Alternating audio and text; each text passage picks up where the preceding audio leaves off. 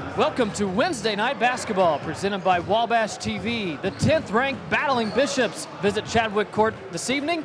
It's senior night here as well. Wabash will honor their three seniors, Marcus Camrath, Austin Burton, and Daniel Pervlesis. All, Derek, have made huge contributions in their 4 years to this team. Absolutely, Clayton. These are guys that stuck around through the transition from Coach Carpenter to Coach Brummett. They stayed with this program when some of their teammates chose to leave. They really are some little giants. Ohio Wesleyan comes in, and each time Wabash plays Ohio Wesleyan, it's a close game. Ohio Wesleyan, though, they are perimeter-oriented, kind of like Golden State. They really are. They're a really fun team to watch. They play a lot of 4-guard and 5-guard sets. They're going to be a tough matchup for this little Giants team that like to get the ball inside to the bigs like Evan Frank and Dan Pervlesis. We'll see how Wabash does tonight. I had a chance to talk with Coach Brummett earlier this afternoon, and here was his thoughts. Pregame show. It's senior night, and it's just so hard for me to believe that this is the last home game of the basketball season. It's been a quick year, hasn't it? I mean, it just seems like time flies when you're playing basketball. Well, the season, once it gets started, there's no stopping it. You do have that little break around the Christmas time, and I think with this young group, it has seemed to go even faster. But we've played a little better as we've gotten a little later in the season, and we still have been up and down. Hopefully this home game can propel us into a good 2 weeks as we finish up on the road. Well, let's talk about last weekend. You had Friday night and a Saturday night game, and we talked about this. That's kind of an odd schedule set up. Hiram Friday night, then Allegheny Saturday afternoon. Let's start with Friday night. Hiram, just to recap just a little bit. It was a 12-point defeat here at home. Just your thoughts? Yeah. There was some disappointment. I felt like we didn't make as big a strides from the first time we played them as I would have liked. A lot of the same mistakes, turnovers and timely turnovers that led to baskets. Probably the thing that was most disturbing was the rebounding. For this team to have success and to continue to get better, the rebounding has to be part of our identity. And it isn't often that we get beat on the boards. Usually we needed that to be a major advantage, but Friday they kind of pounded us on the offensive glass, and that really was a problem. It didn't allow us to make up for some of the mistakes we made at the free throw line and with the turnovers. Well, then you go into Saturday and you beat Allegheny 71-58, and that's a nice win at home, especially turning around so quick. Yeah, quick turnaround. Really turnaround from the first half to the second half. I told the guys this week in practice, it wasn't like we just came out and we were kind of on them from the beginning. We didn't play great early. Then there were some good stretches, and I thought Allegheny played really well in the first half. And you go into the half after losing the night before, down, and you're looking for what kind of response are you going to get coming out of halftime. And I thought our guys did an unbelievable job with that. Our older guys, they helped the team stay the course. C.J. McMahon has been a bright spot the last few weeks. He was a big part of the second half. Right, yeah. Dan had a really good offensive weekend. I thought he really responded on the backboards. He got a lot of second chance points as we extended the lead in the second half against Allegheny. And, John made some plays. It wasn't statistically one of his better performances, but I thought he was much better on Saturday than he was on Friday. And Ben Stikowski has just been an offensive spark for us that we've really needed. We have some highlights from the Allegheny game we'll get a look at here. And like you mentioned, a lot of that. Dan Pervlesis has had a spectacular weekend offensively. I mean, I thought he really put the team on his back and kind of rode that into a victory Saturday and helped you guys stay in the game Friday night. Yeah, and really the first half too. I mean, of the Saturday game. I think Dan at different times this season has struggled with the double teams or the changing of the defenses or just the fact that he has had to carry so much of the load with this being a young team. But there's also been games like Friday and Saturday where the double team just didn't come fast enough, or the scheme of the other team, didn't involve, putting 2 or 3 guys around him. And I thought even on Saturday when they decided to double, he was just so in tune to either go away from the double team or move the ball. I mean, that was really what allowed McMahon and Stikowski to get some open looks, was that they were paying so much attention to Dan. So I thought it was more than just the scoring on Saturday, and that was really good to see. How has, you look at the North Coast Athletic Conference, and that conference, there's a ton of big guys, all over the conference. How has that helped Evan Frank? I think Evan, from the beginning of the year till now, has improved a ton. You have 2 big guys of your own that can help with that, but Evan gets to go up against guys on a nightly basis that are very big, very good. Yeah, and even for me as a coach, the league that Coach Sully and I were in prior to coming here, the 6'8", 6'9" guy was few and far between. Yeah. And that's a regular occurrence in the North Coast. So you've got to have some guys that are able to play in a crowd, play against size. I guess tonight is the anomaly in our league. How Wesleyan, they do it differently and do it very well. But I think Evan has made a lot of strides. I think Camrath has been a big part of Evan improving every day in practice. And the casual observer, the casual fan, they don't see that. They see Evan kind of going into the starting lineup at one time and Marcus coming out. But Evan was a guy that we targeted last year and really spent a lot of time recruiting. We knew he was going to make an impact, and Marcus has been a big part of his progression. Yeah. Well, let's move to tonight. It's the senior night in Ohio Wesleyan. Always a tough matchup wherever you play them at. Every year they're solid. I just want to talk about your senior core. You have a few guys that have stuck around for the 4 years and then really helped you transition into your new role last year. Talk about them, what they mean to the program. Absolutely. We were meeting yesterday to begin our preparation, and I told those guys, I'm going to be doing this for a long time, a long time. And, How long? A long time, I actually told them how long. I'm not sure I'm ready to publicize it, but it's a long time. Off the record? Yeah, it's more than your lifetime. I still have left. But they have one more guaranteed home game. And, some of the things that I'm asking them to do, sometimes begging them to do, sometimes urgently pressing them to do, it's important that they know I'm doing it for them. Not for me, because I'm going to have a bunch of other games, a bunch of games against Ohio Wesleyan, a bunch of games at home, a bunch of games when our team is really good, and a bunch of games when our team is transitioning. But theirs are numbered, and the message was for the seniors to let them know, how much we appreciate them, but it was also for the younger guys. Yeah.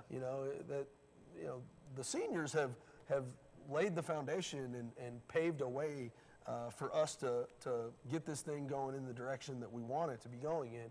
But they've also, like we were talking about with Marcus for Evan, but all of them, they've made these freshmen's transition to college, not just basketball, so much more enjoyable, but easier too.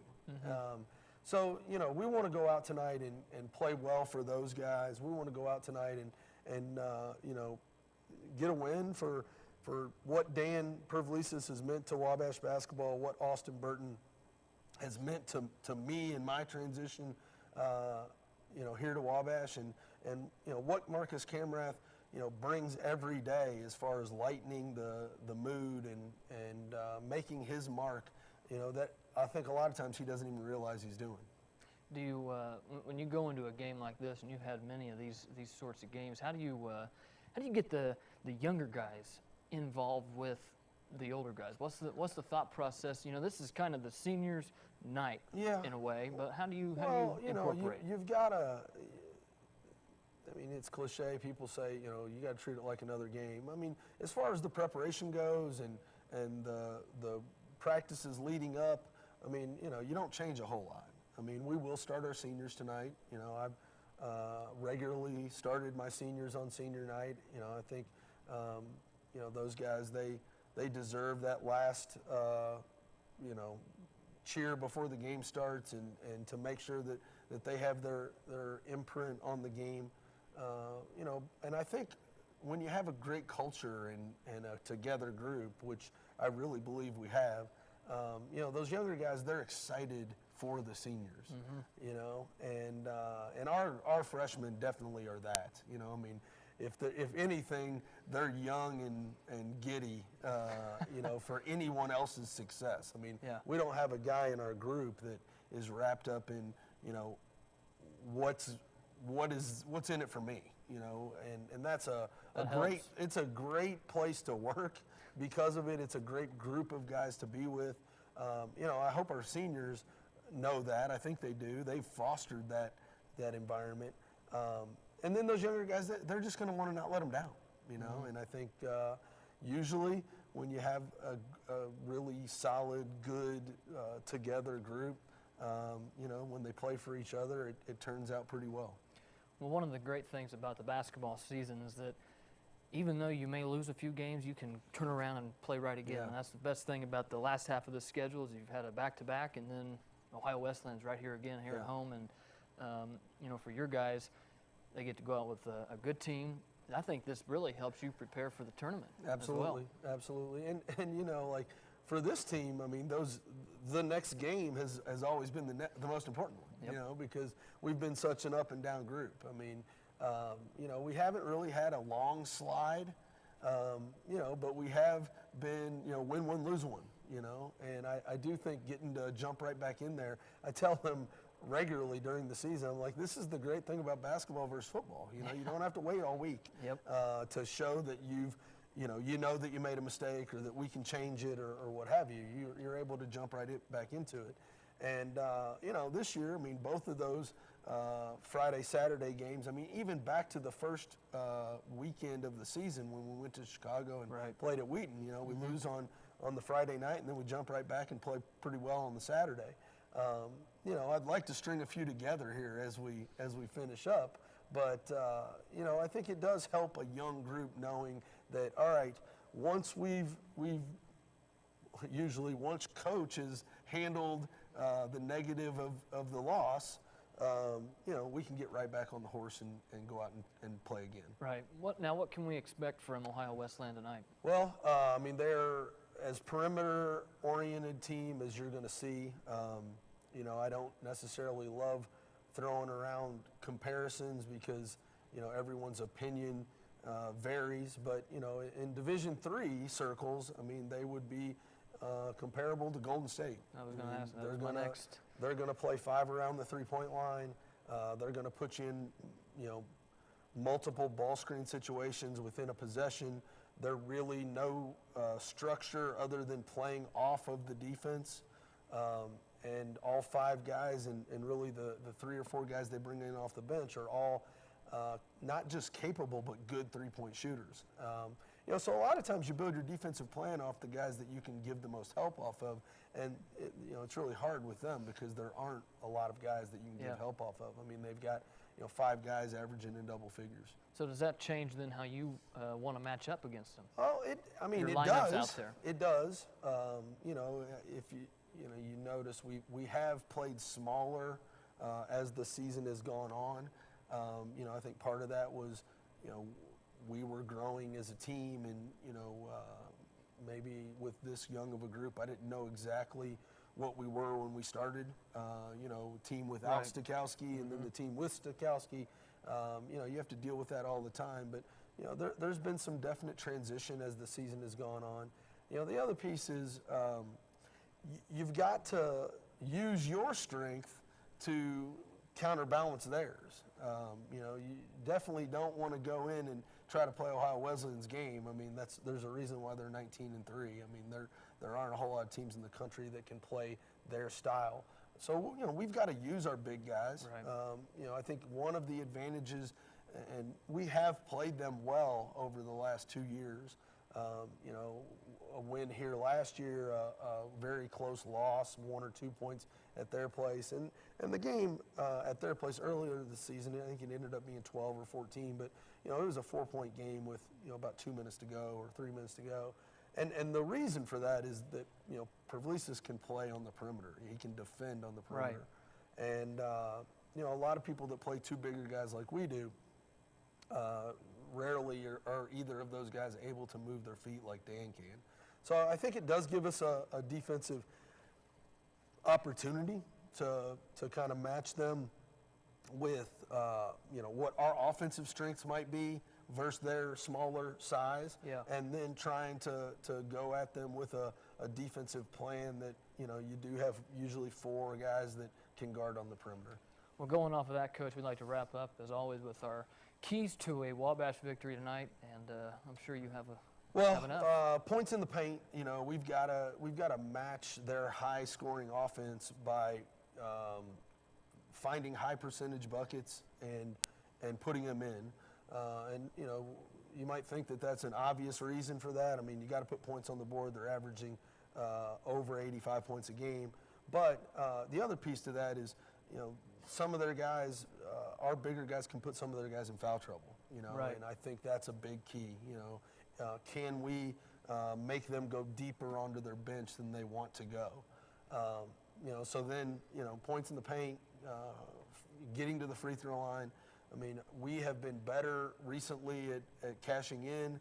Dan has been well over 50% in the second half of the season from the foul line, so we need to get him there, and he needs to continue that. John needs to get to the foul line. We'd like to see Jager at the line 10 times tonight. And then, the last thing is, we just can't give them points off of our turnovers. I mean, it's one thing to turn it over, but you got to be able to get your defense set because they're so good in transition. I think I might like to see a few fouls called tonight, right? I wouldn't mind it. I would not mind it. Coach Kyle Brumman here on the pregame show. Tonight, big game, senior night. Make sure we come out. And, Coach, I just want to thank you for all you've done this year, coming out and doing these, and it's been fun. You've done a great job. I know you love doing it, and I appreciate the back and forth. Yeah, I do too. 7:30 tonight. We got more of the pregame coming up right after this.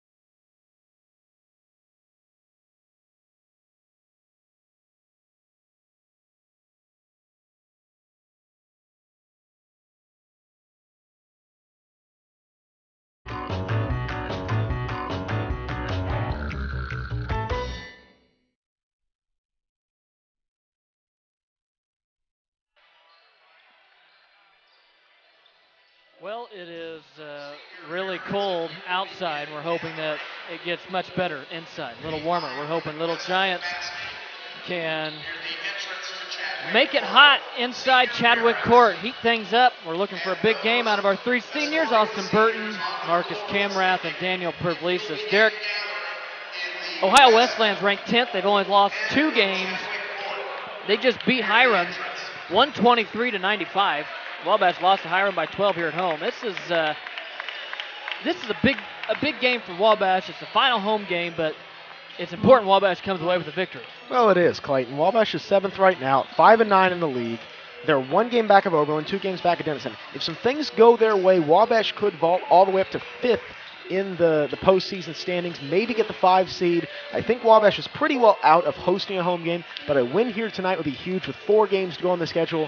But it's not going to be easy. You're obviously, like you said, you're facing the number 10 team in the country, a team that beat a team 123-95, and they don't run that stupid system offense. They don't do anything gimmicky. They're just a great ball club. Yeah, they are. And Coach Bremont, you heard it in the pregame. He mentioned that it's similar to Golden State the Warriors and what they run, that small guard set that plays 5 guys on the perimeter, and that's sort of what we are going to see out of Ohio Wesleyan this evening. Exactly, Clayton. The biggest guy that Ohio Wesleyan starting tonight is 6'5", 215, Matt Jeske, and he can jump through the ceiling. I mean, all the guys on this Ohio Wesleyan team, they're all incredibly athletic. You know, we've talked about this weekend how athletic Hiram is, and that was just a teaser for Ohio Wesleyan tonight. So, yeah, like you said, very much like the Golden State team, can knock down the 3 ball, can do all the right things, and then just is more athletic than any other team in the league. Wabash looking to pick up win number 12 and move to 6-9 in North Coast Athletic Conference play. Let's take a look at some key players to focus on tonight. Number 33, Daniel Pavlisis for the Little Giants. Derek will be one that, as always, he had a big weekend last weekend, 26 points and 27 points or somewhere along those lines. He's got to have a good game tonight, especially playing in that 5-guard defensive set. Dan has to. You know, Dan does some things that a lot of your big guys can do. He can be really a 3-4 combo at times, can play out on the perimeter, can defend the big guys that Ohio Wesleyan's going to put in, and is a really, really athletic 6'7" guy. Last time these two teams played, Dan played every minute of the game, so if that doesn't give you an indication of how important he is in this matchup, nothing will. And then on the other side, for Ohio Wesleyan, number 21, Ben Simpson, a 6'4" junior from Lake Bluff, Illinois. He's a guy that averages 14 points a game, Derek, but he started in every game, and he's played 31 minutes. Well, I think the big number for Simpson, he's averaging 9.8 rebounds a game for this Ohio Wesleyan team. That is by far the lead of the team, 9.4 in the conference. So for Ohio Wesleyan, having a guy like Ben Simpson, you're probably going to see some sort of the combination of either Simpson on Pavlisis eventually tonight. That's going to be a lot of fun to watch between these two, the Wabash and the Ohio Wesleyan sides. Well, as we mentioned, it's senior day, so we're going to turn it over to public address announcer Brent Harris as he will introduce our seniors here tonight.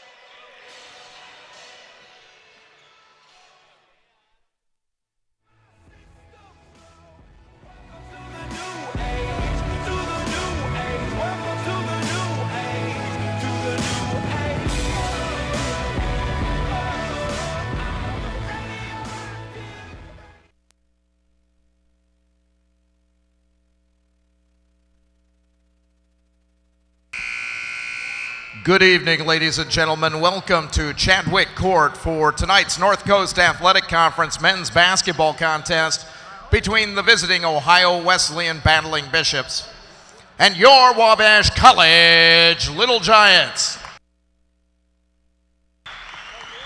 Before we begin tonight's game, we would like to honor the 3 senior members of the 2015-16 Wabash College basketball team. Our first senior is Austin Burton.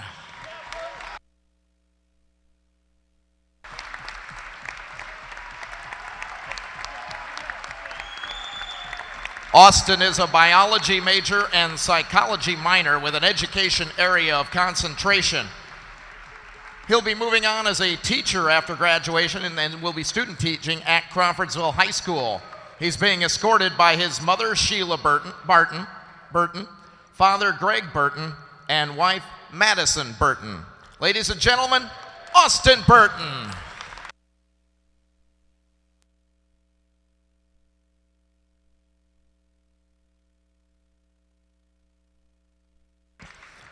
Our next senior is Marcus Camrath.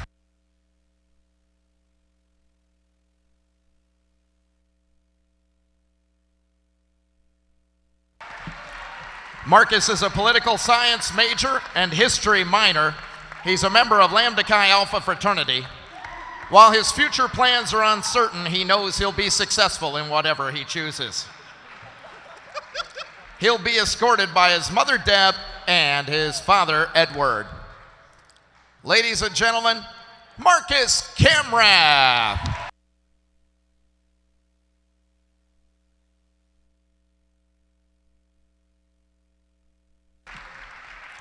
Our final senior, Daniel Pavlisis.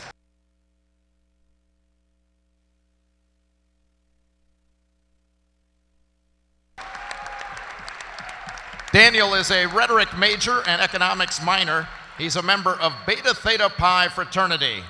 Daniel is also part of the Orr Fellowship and will be working with Blue Pillar as a product manager after graduation. Daniel is escorted by his mother Ginger and father Ostris. Daniel Pervelises. Ladies and gentlemen, the 3 senior members of the Wabash basketball team, Austin Burton, Marcus Camrath, and Daniel Pervelises, some Little Giants.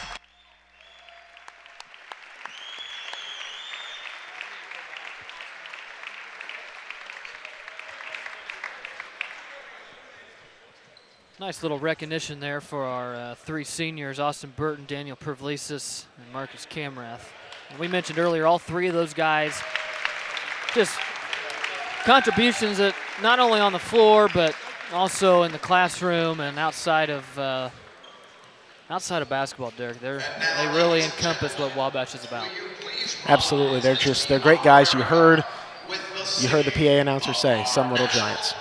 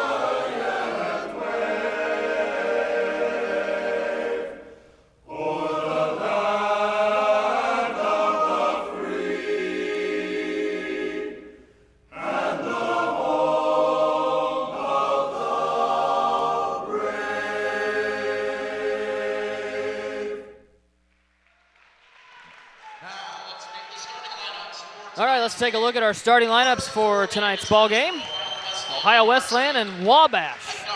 Wabash 11-10 on the year. Ohio Wesleyan ranked 10th in the country and 19-2. Nate Axelrod, Seth Clark, Ben Simpson, Matt Jeske, and Claude Gray. Remember, they play pretty much 5 guards. All 5 of those guys average double figures.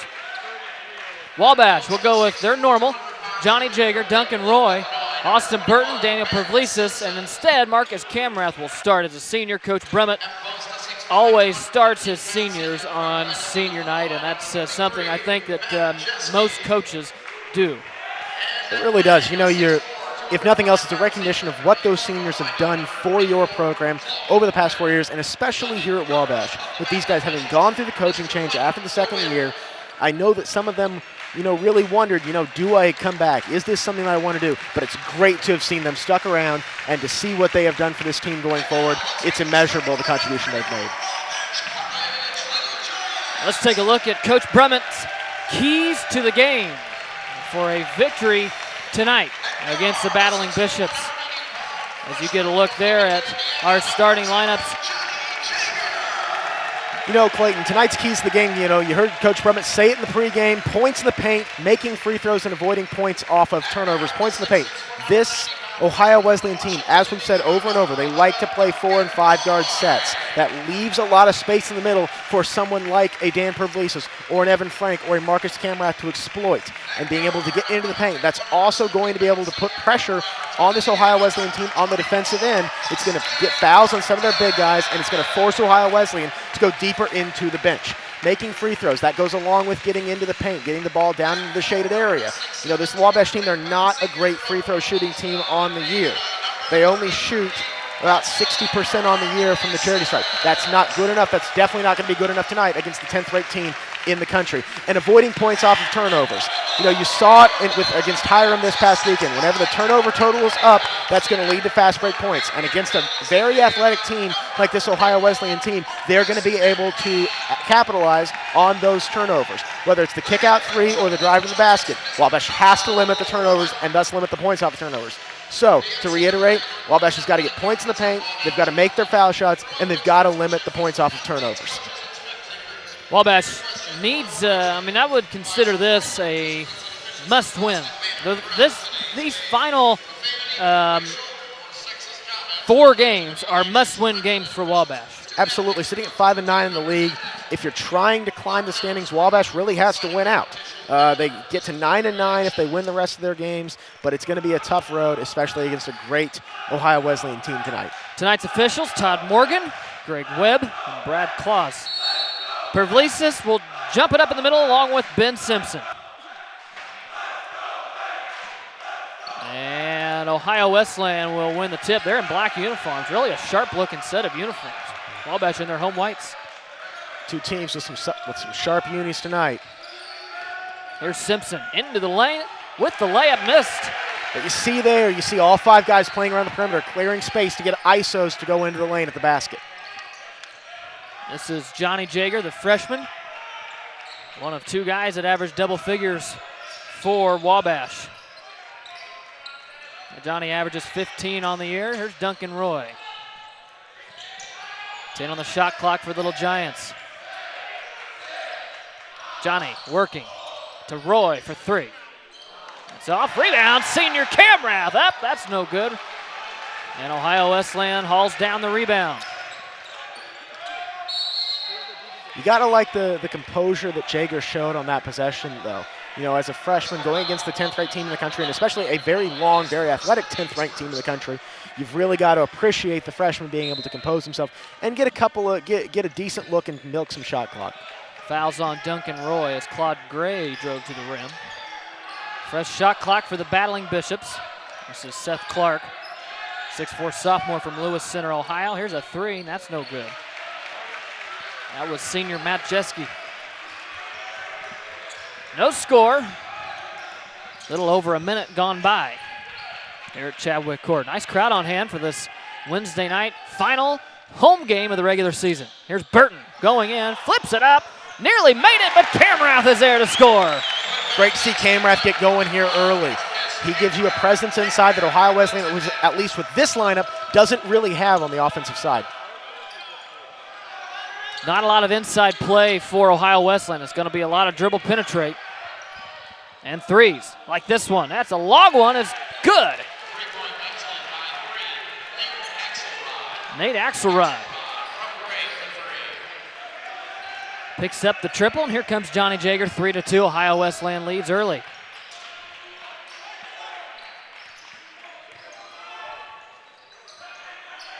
You know, Clayton, for this Ohio Wesleyan team, they like to shoot the 3, but there's really not a lot of correlation between their shooting percentage from behind the arc and their winning percentage. Now, they've only lost 2 games, so that might be a bit of an outlier, but this Ohio Wesleyan team has won games where they've made, where they only shot 13, 14% from behind the arc, and they've lost games where they shot 35%. Here's a 3 by Jager, hits the top of the backboard. Rebound to Seth Clark. Up the floor, Claude Gray. That is well short. And here comes Wabash the other way.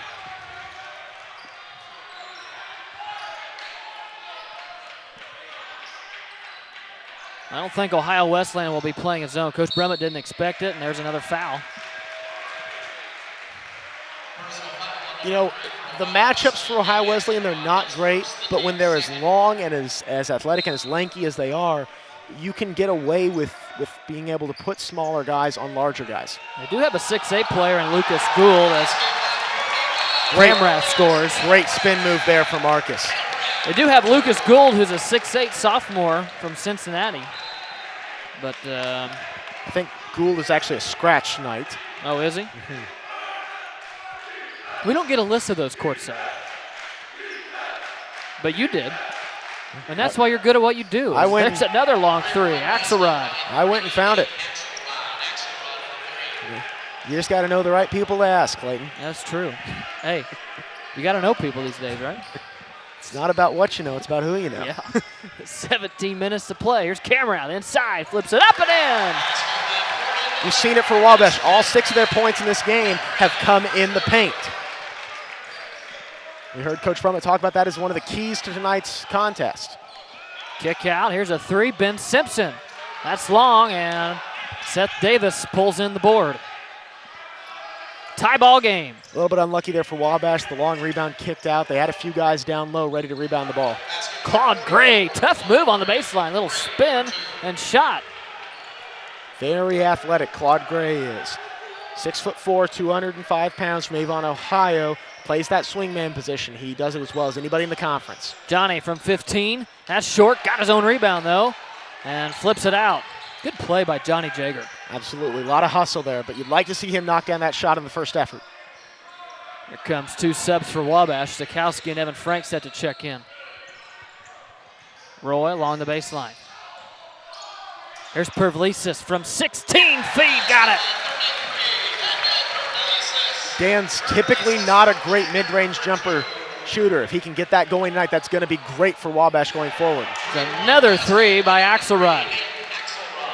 Axelrod is on fire here early. 3 for 3 from downtown.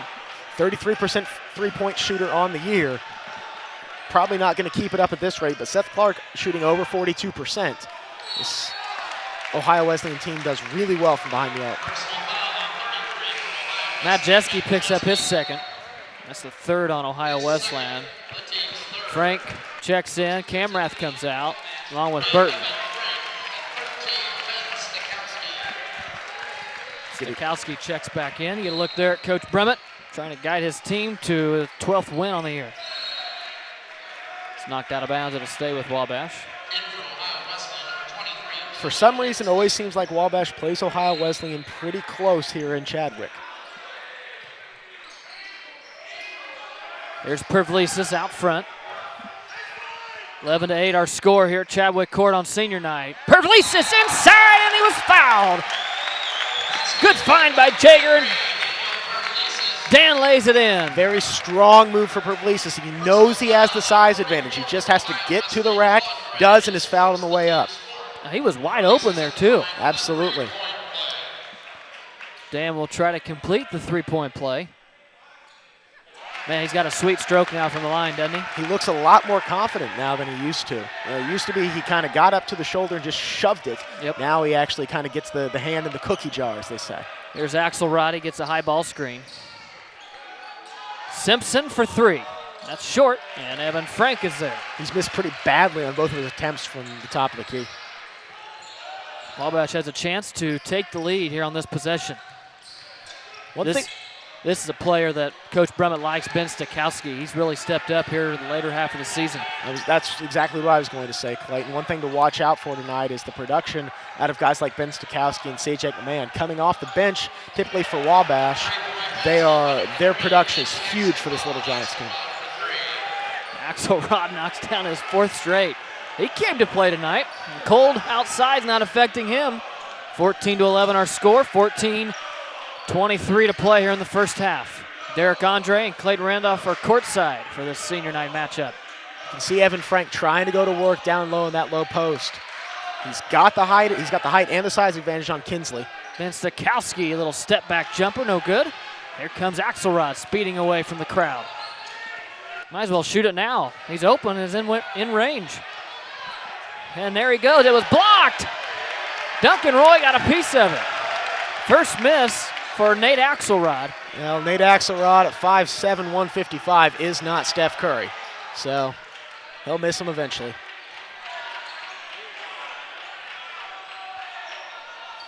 Here's Frank going to work, inside, up, under, with the right hand. Again, that's a big size advantage for this Little Giants team. Foul on the other end. Johnny Jager picks it up, his first. Second on Wabash. So that's Clark at the line, 6'4" sophomore guard from Lewis Center, Ohio. I'll take this time to say hello to my grandparents. They watch every game, came up this past weekend, got to see everything behind the scenes. Well, that's cool. Yeah, it was. They seem to really enjoy that. And a lot of people don't realize what it takes to produce a broadcast like this. We have a full team that sits outside the arena here at Wabash in a trailer, and they do all kinds of great work. Our cameramen as well. We have production meetings once every other week to really line up how we want the broadcasts to look for football and basketball and baseball. Really a fun time, great crew to work with. it is, and that's one thing, Clayton, that we have. You and I may be the face to some degree, but those guys are the muscle and the brains and the brawn, and really the true pride and joy of this Wabash Live team. To give you an idea, those guys get here about 2 hours before the game starts. Some guys even before that, 2 hours before the game starts to make sure this is streamed correctly and lined up properly, and they just do a fantastic job, and it shows night in and night out.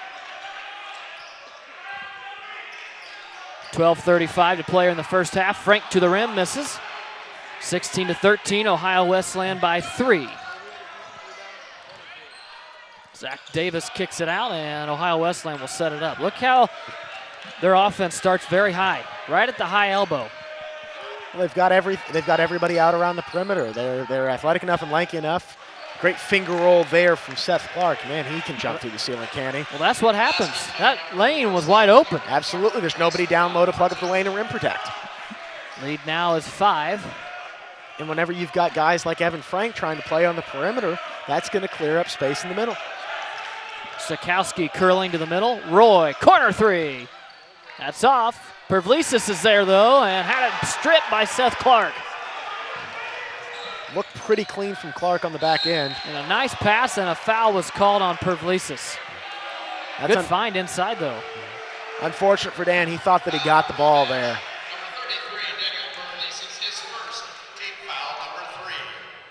Third on Wabash, so Ben Simpson goes to the line. He's got 2.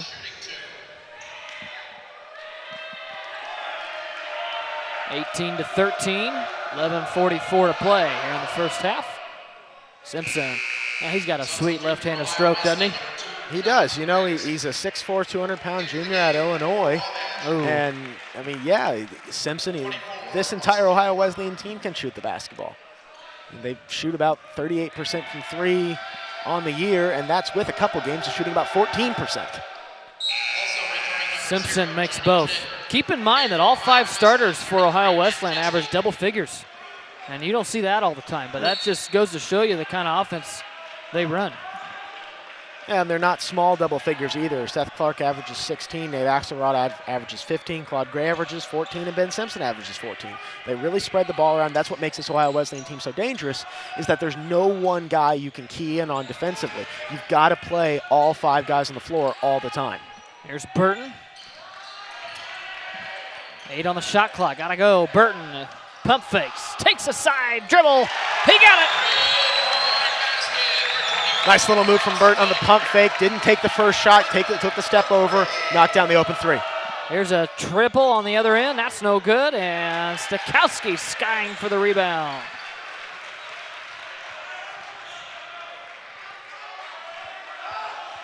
Wabash hanging right with Ohio Wesleyan through the first 9 minutes of play here. It's strange to say that a shot in the first half with 10.5 to go is a big shot, but that shot from Austin Burton, Ohio Wesleyan was starting to pull away a little bit, but that was a huge knockdown triple for Burton on the last possession. Seth Clark pull-up triple. That's no good. Hustled down and grabbed by John Griggs. And you can see it, the shaded area wide open. Inside, Joey Kinsley working, flips it up, no good. Evan Frank is there. Can't say you're surprised by that. Kinsley and this Ohio Wesleyan team, they don't go down in the low post very often. Johnny takes a hard fall. It's a nice move, little hesitation on the wing. And we have I think he was out of bounds, Clayton. Was he out of bounds? I couldn't see the call. Looked like the referee pointed down at the sideline, excuse me. 20-16 our score. 10:05 remains here in the first half. Wabash performing nicely here early. 7 of 18 from the field. Only 1 of 4, though, from downtown. Need to get that in check. You got to figure that's going to trend upwards. Wabash, not a great shooting team from the three-point line, but definitely above average. Get our first look at C.J. McMahon and Logan White. C.J. McMahon's a guy who a few weeks ago wasn't really in the rotation, and then all of a sudden he is, and there's a travel called. And he's really provided a lift off the bench for Coach Bremmett. He really is. He's still cashing in on some of the currency that he got from playing huge minutes down the stretch in the DePaul game. And I think CJ came in and was matched up against DePauw's, one of DePauw's best players, held him effectively scoreless for the last 10 minutes of the game. That really was, in a lot of ways, the difference in the matchup. Duncan Roy back into the game. Evan Frank takes a breather. Here's Axelrod. One of the nice things about Axelrod is he's got great court vision and can handle the ball supremely well. Great handles. You know, that's Ben Simpson. He's not Steph Curry, but, you know, for Division III, he's not too far off. He's pretty tough. And we have an illegal screen on Logan White.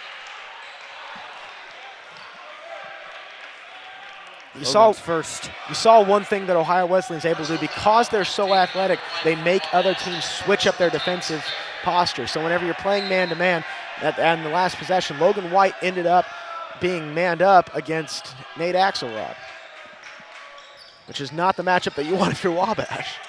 9 minutes remain here in the first half. Here's a three. Rebound by Logan White. You hear Coach Bremmett yelling them to go, get out in transition. There's a shot by C.J. McMahon. Great move for C.J.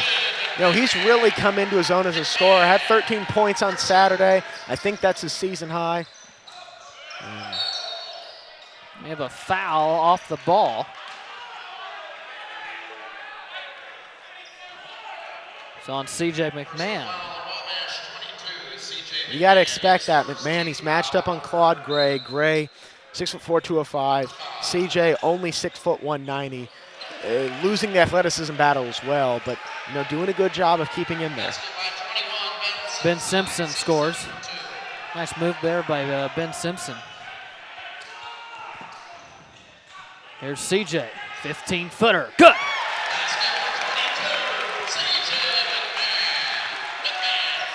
Quick 4 points there for McMahon.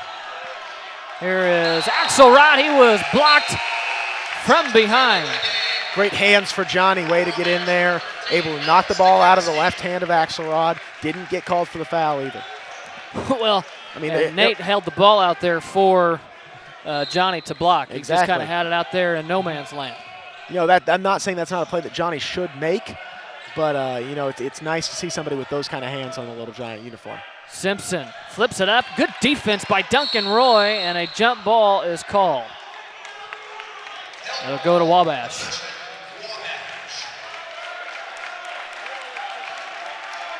Good hustle there. Good defense, though, by Duncan. Get a look at this block here by Johnny. Smart play by Johnny. As he gets Axelrod. Well, and the other thing, too, Nate is only a sophomore, so these two are going to have some good battles in the next couple of years. They are, you know, and it's one thing that's good for Wabash. Johnny does have the height advantage on Axelrod, 6 foot to 5'7". Johnny misses the shot. Here comes Axelrod. Spin move. Up. No good. Rebound, Logan White. Good defense by C.J. McMahon. Way to keep the feet moving, not get called for the body there. Nate Axelrod's really fun to watch. Here's a three in the corner by Roy, air ball. He is. You know, you hear all these comparisons to Golden State, and I think I've made it a couple times. My NBA references for the day, I didn't make any this weekend, so I better make them now. You know, Nate Axelrod, he is like the Stephen Curry of this Ohio Wesleyan team. We mentioned he has good court vision, but he keeps the defense on their toes. You don't know if he's going to attack or what move he's going to do if he attacks. Well, and he's so quick, and he's able to get around ball screens very well. Does all the right things at this Division III level. It's going to be a great player for Ohio Wesleyan for the next few years. Johnny loses the ball out of bounds. We're going to have a timeout call. 30-second timeout. 24-20 our score, 6:55 remains here in the first half. What have you seen so far? Well, it just looks like Wabash is doing the things that they had to do coming in. They're really hitting the shots in the paint that they need to. They're able to get to the basket, go down low, play in the post, and they've gotten some fouls early. They've moved away from that here recently. I think one thing that you're seeing out of Wabash, they're able to keep Ohio Wesleyan from getting the basket as much as they'd like to. Make sure you follow Wabash Athletics on Twitter, at Wabash Athletics. Catch everything up to date on all sports Wabash. One thing I think that's great for Wabash tonight, Coach Brummett has a pretty deep rotation, 8, 9 guys that he can turn to in any given matchup, and that's able to keep fresh legs against this Ohio Wesleyan team. Here comes Axelrod down the floor. Ohio Wesleyan by 4. Early here in this contest. This is Will Orr with the basketball. Oh, he's going to fire a 3. He's got a good-looking shot, too. Man, all these guys Mike DeWitt puts on the floor can really shoot the ball. You can tell, just by the form. Well, and, they remind me of some of the guys that the freshmen of this Wabash team. They're not maybe Division I caliber players, but they are really fundamentally sound and very good players for the Division III level. Orr misses another one from downtown. He's a 45% three-point shooter on the year. Johnny, a little fake, flips it up off the glass. No good, but Pervlesis is there and scores. More points in the low post, more points in the paint. Great job by Dan, able to get the offensive rebound and go back up with it. Wabash is now 9 of 25. Axelrod flips it behind his head. Long 3 is no good. And there's a foul on Claude Gray. That's one thing that's going to be huge for Wabash tonight. Second chance points. Wabash leading that battle 6-2 right now. If Wabash is going to be able to stay in this game and make it competitive late, they're going to have to win the offensive on the offensive boards. I'm not sure about that over the back call, Derek. It looked like he went straight up. It did to me. It looked like that there was a pretty good battle down low between Dan and Claude Gray, and I think maybe Duncan Roy was also in on that. You notice kind of when the Daniel Pervlesis went out of the lineup, the offense became pretty stagnant. It did. Here's Stokowski from 3. That's short. Wabash is in a funk right now. Dan offers you a different presence going down the floor. Axelrod from the wing. He's cooled off a little bit. He's now 4 of 7 from the field, and Duncan Roy stepped out of bounds. Those are the kind of mistakes that you really can't make whenever you're. Here's a look at that foul on Claude Gray. Ooh. I don't think I would have made that call. I don't think so either. 24-22. Wabash only trails by 2. Gray for 3.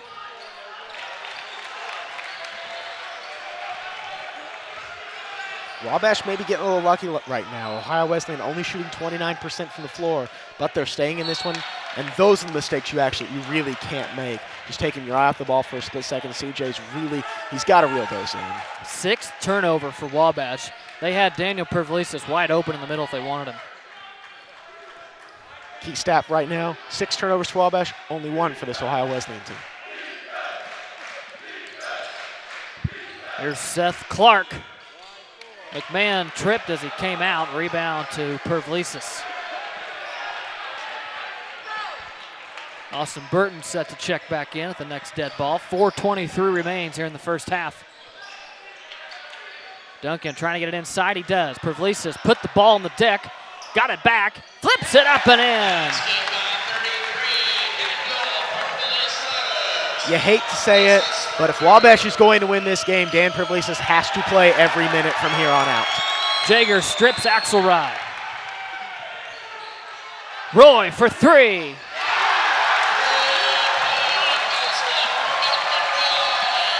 Wabash by 3, 27-24. A stop here would be big for the Little Giants.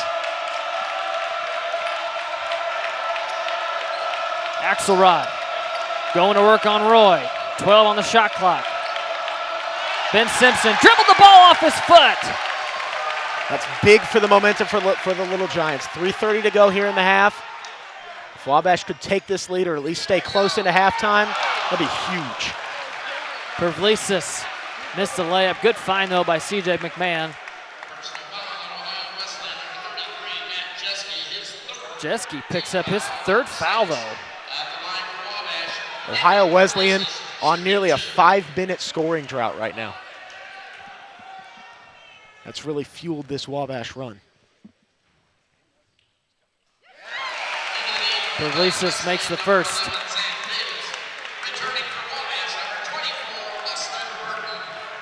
Burton comes in, McMahon gets a breather. Man, CJ provides good minutes off the bench if he plays within himself. He does. Lots and lots of energy trapped within McMahon. He's able to really go out and provide that onto the floor. Pavlicis makes 1 of 2. The lead is now 4.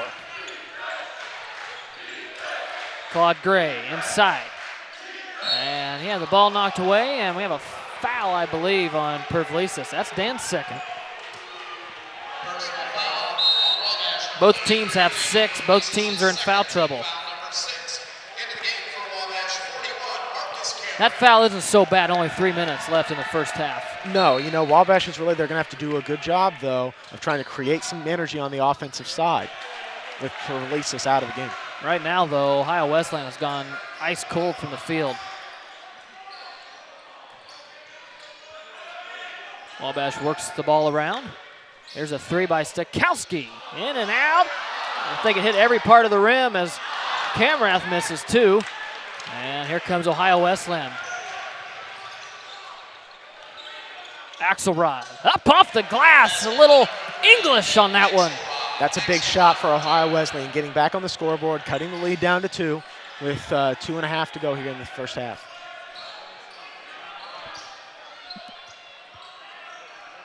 This is a great matchup right here. Jager and Axelrod. Here's Roy to the rim, off the glass and in. You got to say they're the two best young point guards in the league right now.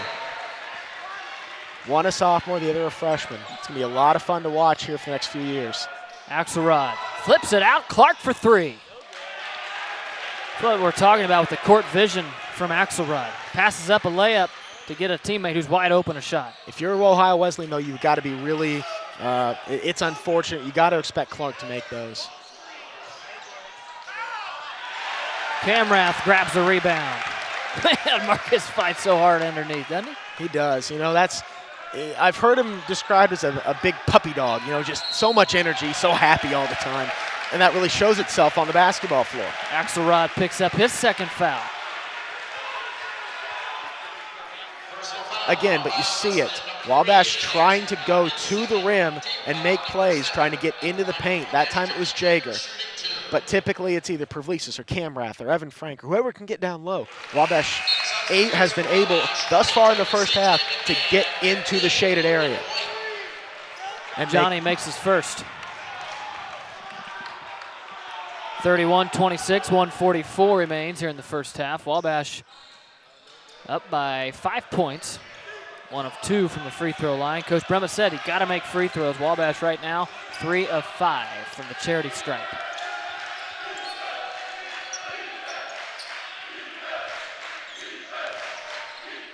There's a shot up, and that one rolls in. Interesting matchup. You've got C.J. McMahon trying to play man-to-man against Nate Axelrod for the next minute and 20 seconds of the first half. Nice move there by Zach Davis off the bench.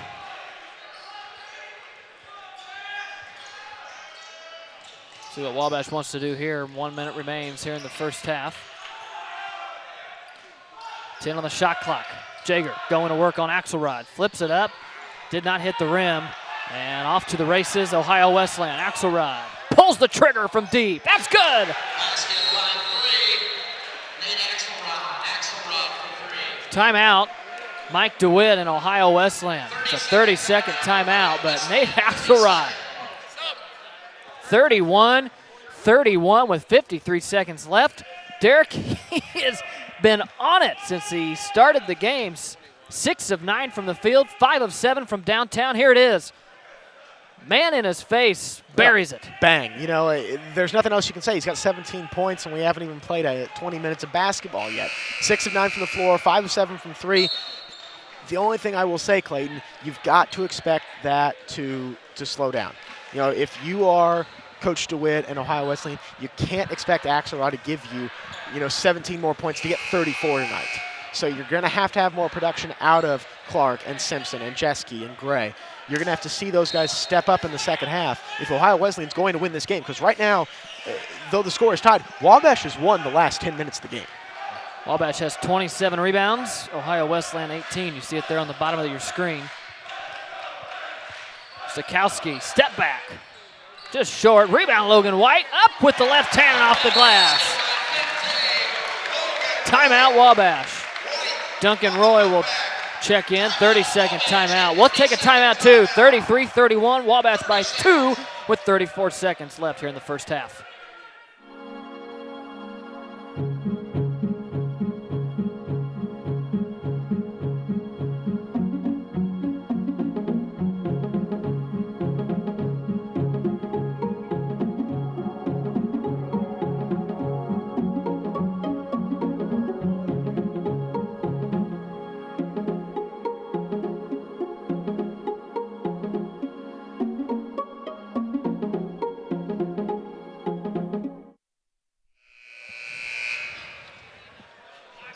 (33-31).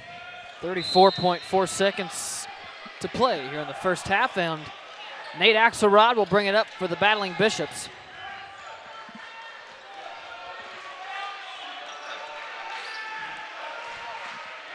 Both teams are in the bonus. It's going to be interesting. Well, Axelrod probably going to keep it himself here. And he's had the hot hand. Wouldn't be surprised to see him take some sort of step-back jumper. Flips it to Seth Clark going downhill. Finds Ben Simpson. Missed the layup. Got it back. Missed again. Still a rebound. And a foul is called underneath. That's one thing. Wabash, Simpson able to really get 4 chances at that shot right there. If you're Wabash, you've got to pull down one of those rebounds. You're beating the number 10 team in the country right now on your court. You've got your fans behind you. Those are plays you got to make. Ben Simpson at the line. Nothing but the bottom of the net. There it is. This is the foul. Oh, yeah. Yep. Austin got him all over the arm, didn't he? Oh, yeah. He's just coming in trying to make a play, but, yeah, that's definitely a call. 33-32. One more for Simpson. 2.5 seconds remain here in the first half, and Simpson makes them both. Johnny gets it. Fires from half court. And, just long. That was right on target. 33-33 at halftime. It's been everything we expected. Ohio Wesleyan, the 10th ranked team in the country, battling their hearts out to try and beat Wabash here on senior night at Chadwick Court. It's halftime. As you get a look here at some highlights from the first half, it was the Nate Axelrod show. 6 of 9 from the field, 5 of 7 from downtown, and 17 points to lead all scorers. Dan Pervlisis finished the half with 10. We're back with the halftime show right after this. This is Wabash College Live. At Arlington National Cemetery in Washington, D.C., a memorial stands to honor unidentified service members lost on the field of battle. This year, 4 Wabash Little Giants, after an otherwise normal away game, visited the site. And the experience was much more than ordinary. We were able to be a part of laying a wreath at the tomb of the unknown soldier, something that not everybody gets to do every day. We actually got to walk past the chain link fence and to stand in front of everybody and stand in front of their shoulders while they played taps. It was humbling, and it brought chills to your spine. It's very high security, so the fact that we were able to get in and do something of that nature was just a phenomenal experience. Thinking about all the people you saw walking up to that national monument, all the headstones, all the graves, and thinking about everybody and all the sacrifices that people before us made so that we are able to live the lives we do. It's humbling. There's no other word that comes to mind other than humbling. Typically, a Division III football experience would not include a 630-mile road trip to Virginia. But because of alumni contribution, the journey for the team and these 4 will be a lasting memory for years to come. Going to this school, there's nothing like it. I think that Wabash has shaped each and every one of us to be a better man, a better student. Football has made us into better leaders, better teammates. To be able to play Division III football and fly all the way over to Virginia and be able to have this experience, stay an extra day, have that kind of funding to be able to do that, I just wouldn't be able to do it anywhere else. I have to give credit to the Flying Wallies, the alumni group, just for everything that they've done to make this possible for us. We're all lucky to have an alumni base that Wabash has because they are so supportive and they really have our best interests at heart. It brings a sense of a family, having people out there in the world to have your back and to be able to provide things and to be able to experience things that not many other people get to do.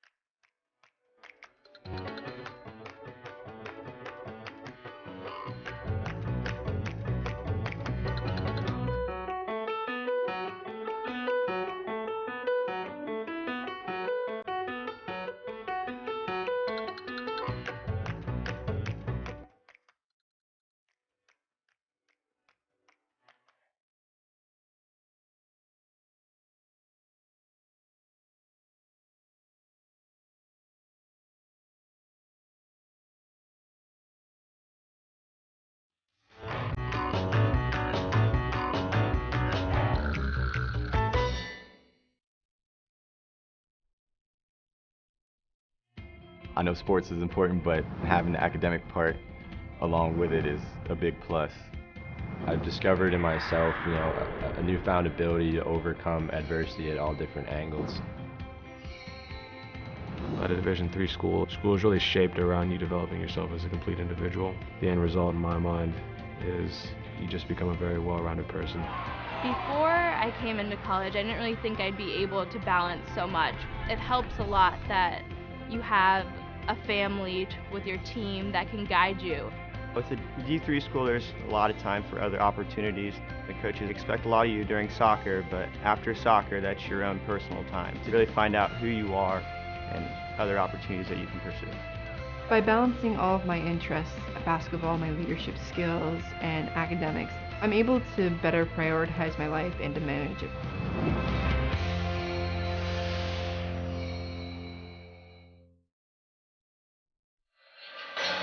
Sphinx Club Rhines entertaining us here at halftime, 33-33 here at Chadwick Court, senior night. Wabash really has looked pretty good early. It's just when Daniel Pavlidis went out there in the middle of the first half, the offense kind of became stagnant, and Ohio Wesleyan was able to make a nice run. You're exactly right, Clayton. Pavlidis, whenever he's on the offensive end of the floor, he can go back and forth from that low post to low post. He can flash up to the high post every once in a while. But, you always hear the phrase, the straw that stirs the drink. He really is stirring up the middle of that Ohio Wesleyan defense, and he's getting two OU defenders to really pay attention to him, and you can see it. Whenever Wabash is going into the offensive sets, they're getting open looks from the perimeter and from 15 feet because of Dan Pavlidis. Yeah, and the big factor, though, in the first half, the reason why really Ohio Wesleyan is in the game right now, Nate Axelrod, 6 of 9 from the field, 5 of 7 from downtown. He's got 1 assist, 1 turnover, 2 fouls, and 17 points. He made up for really the lack of scoring out of the rest of Ohio Wesleyan, who finished the first half 11 of 36 from the field, 5 of 21 from downtown. That's 30.6% from the field and 23.8 from the three-point line. That's the thing, Clayton. Wabash is, for a lot of reasons, Wabash is in this game in large part because Ohio Wesleyan's only shooting 30% from the field and 23.8% from behind the arc. Ohio Wesleyan has missed 3 or 4 open threes. Shots that you would expect them to knock down that they've just missed. Now, to be fair, Wabash is only shooting 2 of 10 from behind the arc. That's a number that you expect to see go up in the second half. But Wabash is they're going to have to score in the second half if they're going to stay in this game. You got to expect guys like Seth Clark and Ben Simpson and Claude Gray to get more than 2, 4, or 8 points in the second half. Marcus Camrath was really a bright spot too after starting here on senior night. He played 6 minutes in the first half and had 6 points, and he really came out, I thought, with a vengeance. He also had 5 rebounds, but he was very active on the glass and inside, scoring the basketball. You know, it looked like in a lot of ways, Marcus had something to prove. And he did. You know, he got hurt earlier in the year. Evan Frank came in and started for him. Evan Frank did a tremendous job. And in large ways, he kind of took Marcus's starting spot from him. And not in a malicious way, but he just, you know, he was the better of the two players with Marcus being hobbled.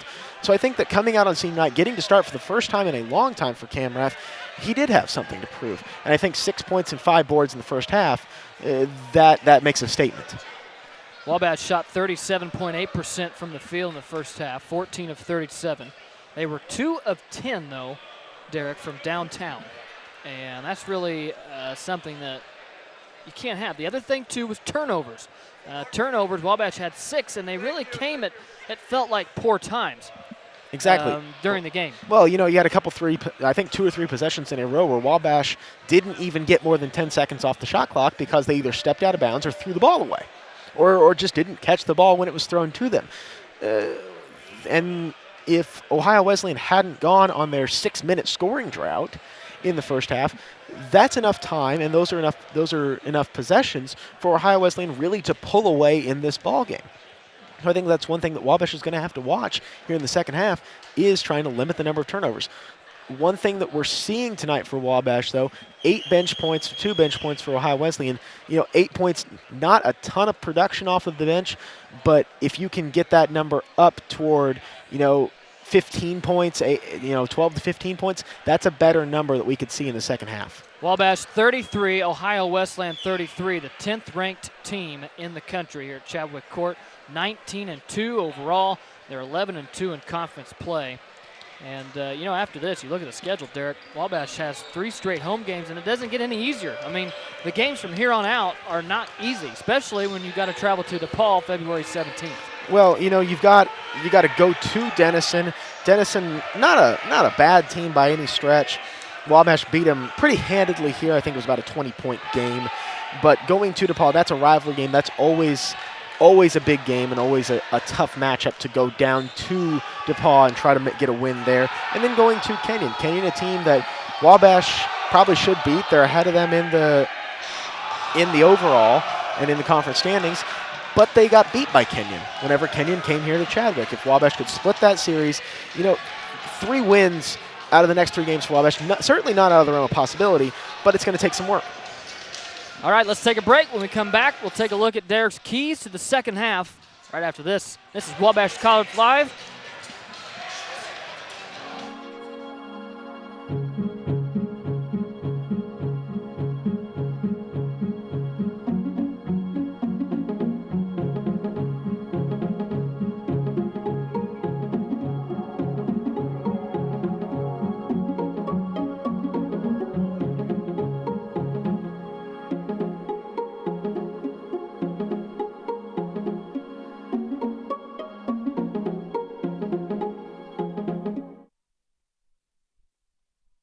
Division III schools offer academic scholarships instead of athletic scholarships. This really puts the focus that the student athlete needs to maintain that GPA. I did receive a non-athletic scholarship upon entering school. I got the presidential scholarship, which was huge for me. I think there's more opportunities for academic scholarships in Division III. A lot of people pick schools just based on the sport and don't get that experience. Being a Division III athlete and developing my leadership skills has definitely put my name out there and helped me get more recognition on campus, but more recognition nationwide. I did win the Jostens Trophy, which is based on leadership, academics, and then how well you do on the court. I'm also the Schwartz Scholar of my class. Schwartz Scholarship is basically a scholarship that is given to a student who's identified as a likely leader. And the end of the day, it won't matter how they play on the field, it will matter how they do in the classroom.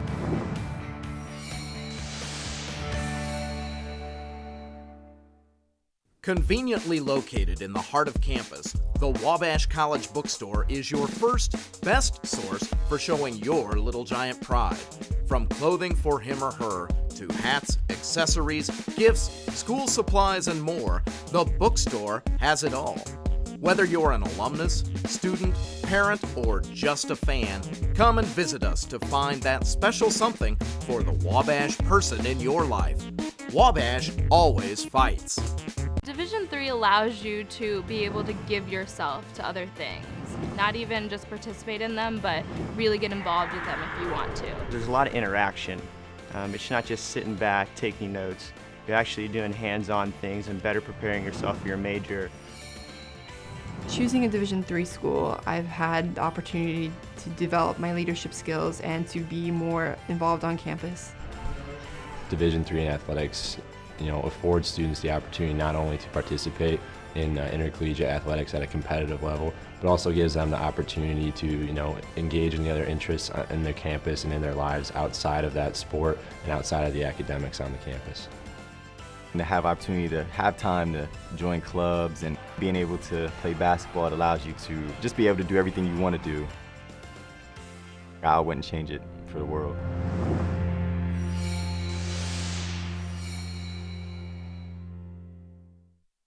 Fine, and we have a foul called underneath. I believe that'll be on Roy. That is on Duncan, that's his second. The bad thing that Wabash has, there's really not a good matchup on Claude Gray on this Wabash side. Maybe Dan Pavlisis, but then you're going to run into foul trouble because Gray's going to go to the bucket and try to get Dan off the floor. That's what we're talking about, though, with Axelrod's court vision. I mean, he creates stuff for other guys because he can attack the rim pretty easily. So quick, able to make those incisive cuts, get to the basket, and then have the kickouts for either the open threes or the guys cutting through the lane.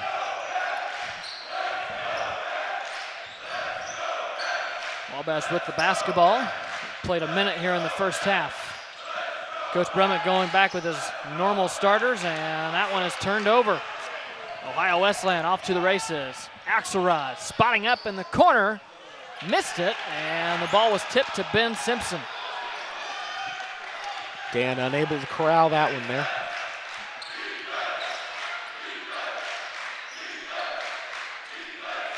Inside, Claude Gray, guarded by Burton. Oh, tough spin move. Missed the layup, though. If you're Claude Gray, you got to make that shot. You've got a wide open look at the basket. You're 3 feet away. You can jump up and put the ball in the rim if you want to. Probably could have dunked it if he wanted to. Oh, yeah. And that's, I don't know why he didn't. That's going to quiet the crowd here in Chadwick. It's going to do a lot of good things. And now we have an offensive foul on Camrath.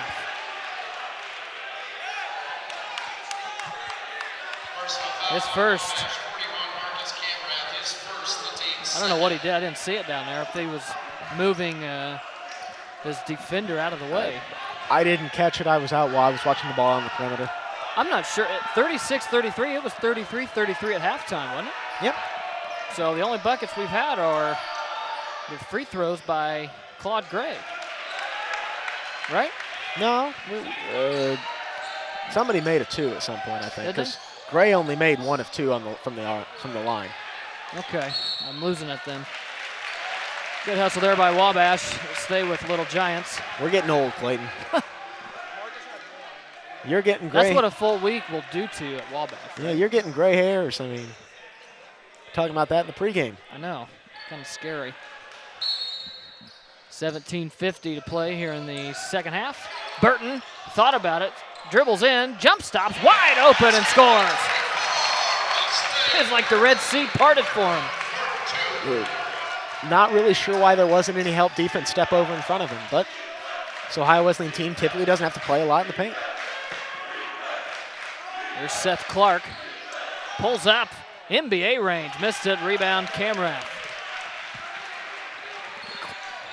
Clark tonight 0 for 4 from behind the arc. He's typically a 43% shooter from back there. Burton, and he was fouled.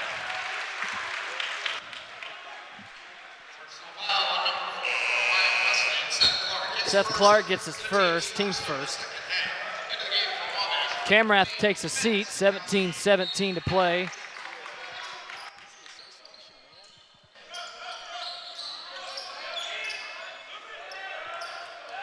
Roy turns it over. Axelrod, pull-up jumper. That's good. Basket by number 3, Nate Axelrod. 19th point for Nate Axelrod. Jager right now 0 for 9 from the field. 1 point for Wabash. He's got to get going here. Wabash needs him too badly for him to keep that sort of stat line. Ohio Wesleyan by 3. Here's Johnny. 8 on the shot clock. Inside, Dan. Goes, makes his move, flips it up and in. He's so good with that right hand, that little hook shot, the lay-in. He is so deadly with that. Axelrod turns the corner, flips it up, no good.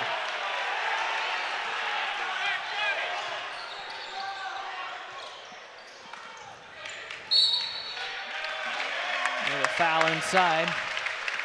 That's what Dan Pervlisis provides you, though. He's able to go down low and get mismatches on guys like whether it's Simpson or Jeske or Gray or whoever this Ohio Wesleyan team puts out there. He can go down low and try to go to work in the post, which is going to draw fouls. Roy comes out. 38-37. C.J. McMahon is in. Ben Stokowski is in. Ohio Wesleyan now looks like they're in a 3-2 zone here. Burton dribbles in, and Stokowski fumbled it, but got it back. You got to figure Ohio Wesleyan's trying to plug up that paint down low. They got beat there all through the first half. Burton for 3. Good! Huge shot there for the senior. Give Wabash the lead again. Wabash by 2. Here's Claude Gray. He answers. You know, I'll be the first person to say I did not expect it, but this game has really turned into just a heavyweight bout, punch after punch. Ohio Wesleyan only shooting 20.8% from behind the arc. 5 of 24. And that's with Nate Axelrod going 5 of 8. Johnny from 16, got it again. Johnny, that's his first bucket of the game. Backdoor cut, Seth Clark wide open. Those are the sort of baskets you can't afford to give up in a game like this. Wabash and Ohio Wesleyan just trading buckets here. Oh, they missed Daniel again inside. They had him on the roll. McMahon for 3. When he gets it going, he can stroke from outside. Wabash by 2, 45-43. CJ 3 of 5 from the field, 7 points. Claude Gray, spin around move, no good, and rebound to Pervlisis. Like a little Kobe Bryant move. That was. That or Tim Duncan, you take your pick. In a lot of ways, Claude Gray reminds you of, some of Jalen Williams from Wittenberg. He and Williams, they do a lot of the same things and are tough matchups. The difference is Gray is on a team with 4 other players who are as good as he is, and Williams is by far the best player for Wittenberg. Foul on the other end. Jager, his second. It's the third on Wabash. Axelrod will step to the line. Wabash, look at that, 11 turnovers. And they're up by 2 in this game. It's unbelievable. Coach Brummett talked about it, can't turn the ball over. Here's that take by Axelrod. God, slapped him on top of the head. The head is not the basketball. You gotta keep that in mind. No, they may look similar, but Axelrod makes both. Both kind of round-ish. I'm not sure. I don't know. 14:05.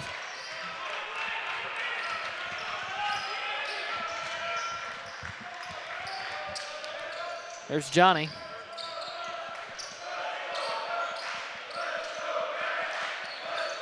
Ohio Wesleyan and their man-to-man defense now. Inside Pervlisis. Dan, guarded by Simpson. Oh, he went the left hand this time and scores.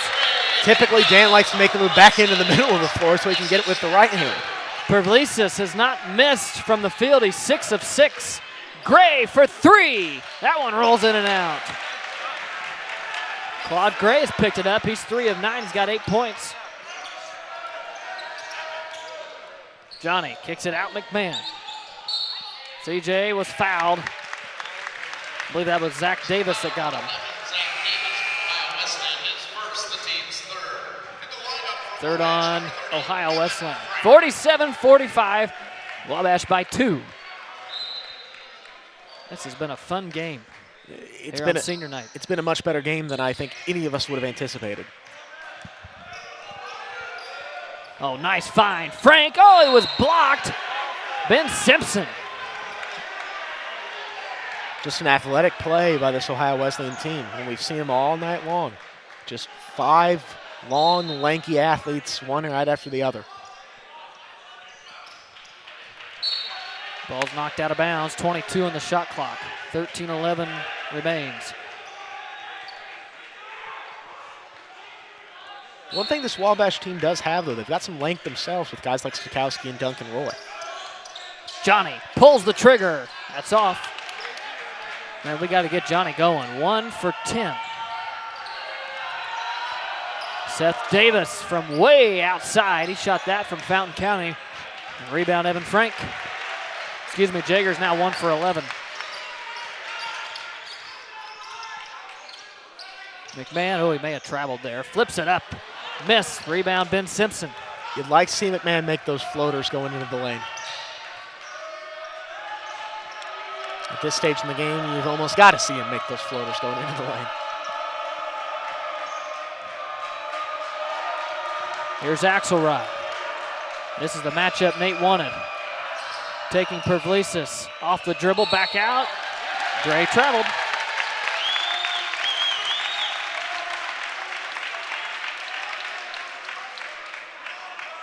Only the second turnover thus far in the half for Ohio Wesleyan. Wabash up to 5 already. Get a look there at official Greg Webb. Greg Webb actually works Division I games. What in the world's he doing here? He enjoys working at Wabash. 47-45. How about that? Hey. Fun little tidbit for you. The more you know. Jager for 3. Tangle for the rebound. Zach Davis comes away with it. Here comes Axelrod. He's within range. Clayton, if he's in the gym, he's within range. That is true. And there's a turnover. Seth Clark. Clark, a little Euro step off the glass, no good. Jager just trying to do too much with the ball. One story you don't really talk about a whole lot. Clark only 2 of 8 from the floor tonight. CJ McMahon turning the corner, he'll go to the line. Fouls on Zach Davis, his second, 4th on Ohio Wesleyan. Duncan Roy set to check in. CJ has 7 on the night so far. Make that 8. CJ probably lucky here. He was off balance there as he went in. Yeah, I'm a little surprised that foul was called, but he was going for the contact and got the call. Typically referees do not bail out like that. No. Not saying that he was. I mean, it looked like a foul, but when you're going down, well, you're out of control. When you're out of control, exactly. Yeah. That's the key phrase. 49-45, 11:22 to play. Nate Axelrod, no call. You see the matchup there. They put McMahon on Axelrod. You got to expect that to happen going forward in the game. Evan Frank kicks it out. Johnny.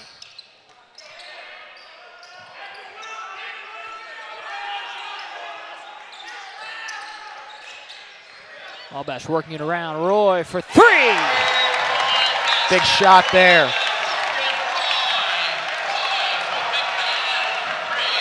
Duncan, 3 of 6 from behind the arc tonight. Axelrod from way outside. Rebound, Jager. Excuse me, 2 of 5 from behind the arc tonight. 52-45, largest lead for Wabash.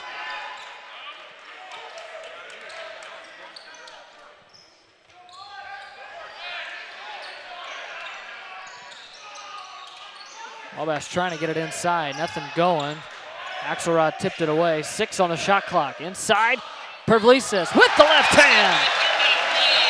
It's one thing this Wabash team has been very, very patient throughout the game. Timeout, Ohio Wesleyan. 9-point lead for Wabash, 54-45 here at Chadwick Court on senior night. We'll be back after this on Wabash College Live.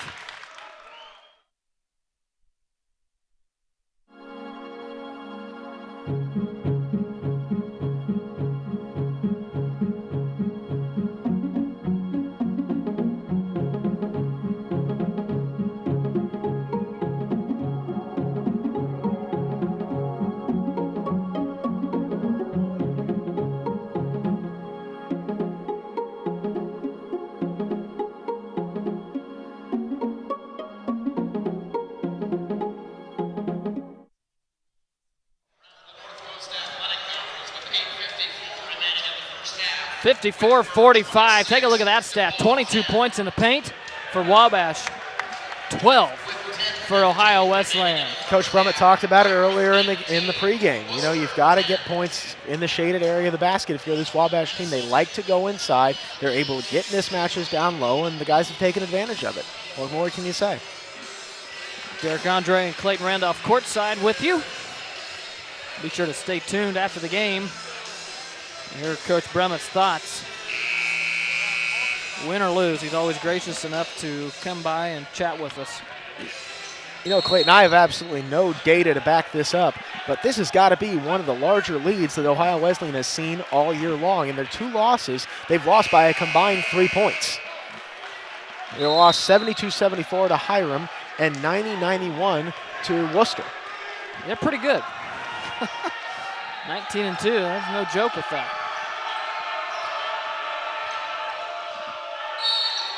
We have a whistle and a foul. C.J. McMahon. That's his second foul.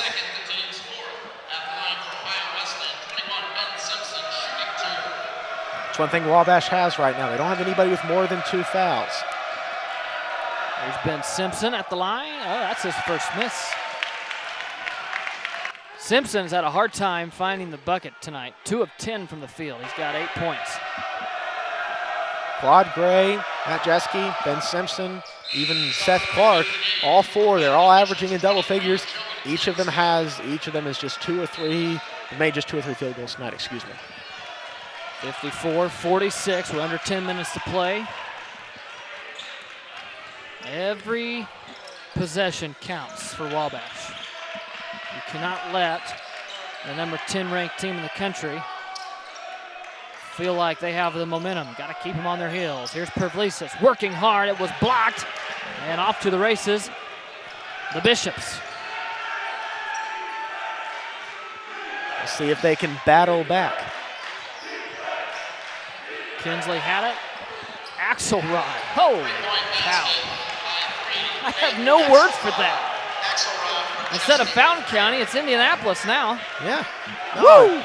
He went all the way over to Champaign for one of them in the warm-ups. And he shot it from what would be the 4-point land. You were right. He comes into the gym and he's in range. 24 points for Axelrod. Here's Evan Frank. Spin move. Blocked. And it was tipped, and Zach Davis gets it. Ohio Wesleyan's going to the double teams down low, and Frank and Pervlesis are having trouble fighting through it here after the timeout. Axelrod up, and he was fouled.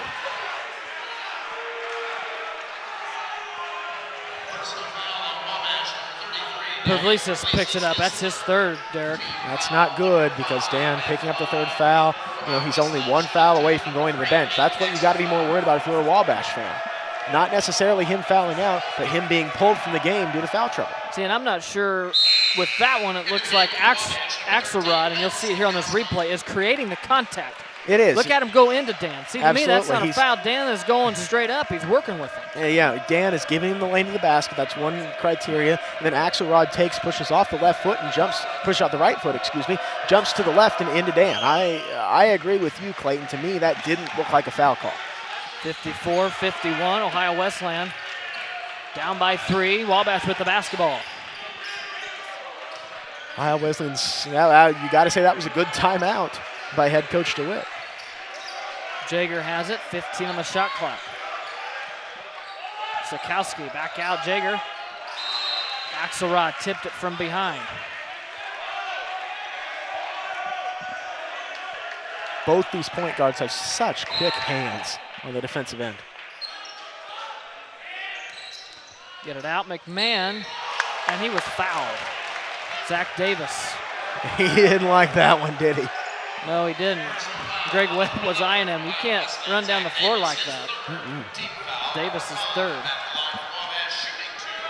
In the NBA, that's considered showing the official up. An automatic technical.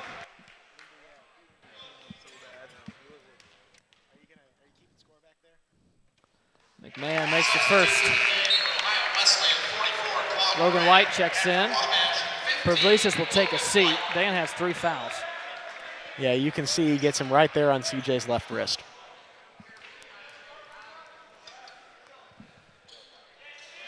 CJ makes them both. McMahon into double figures tonight. Nice game for him, 11 points. 11 points, 2 boards, and an assist. And Axelrod is tripped. And CJ picks up his 3rd foul.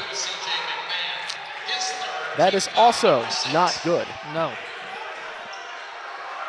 Right now, he's your 2nd leading scorer for the Little Giants.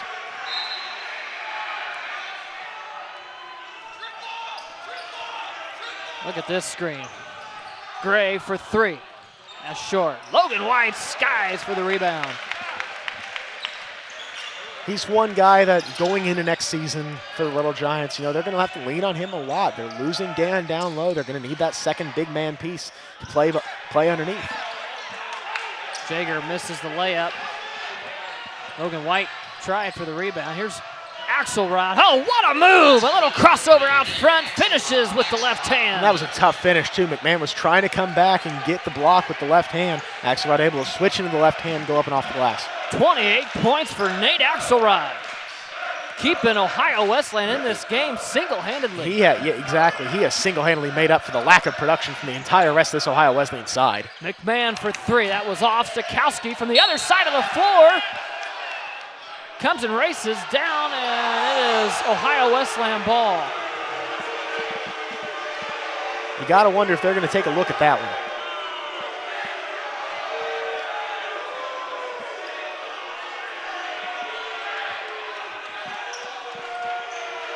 Coach Brummett getting an explanation. I think the officials were blocked.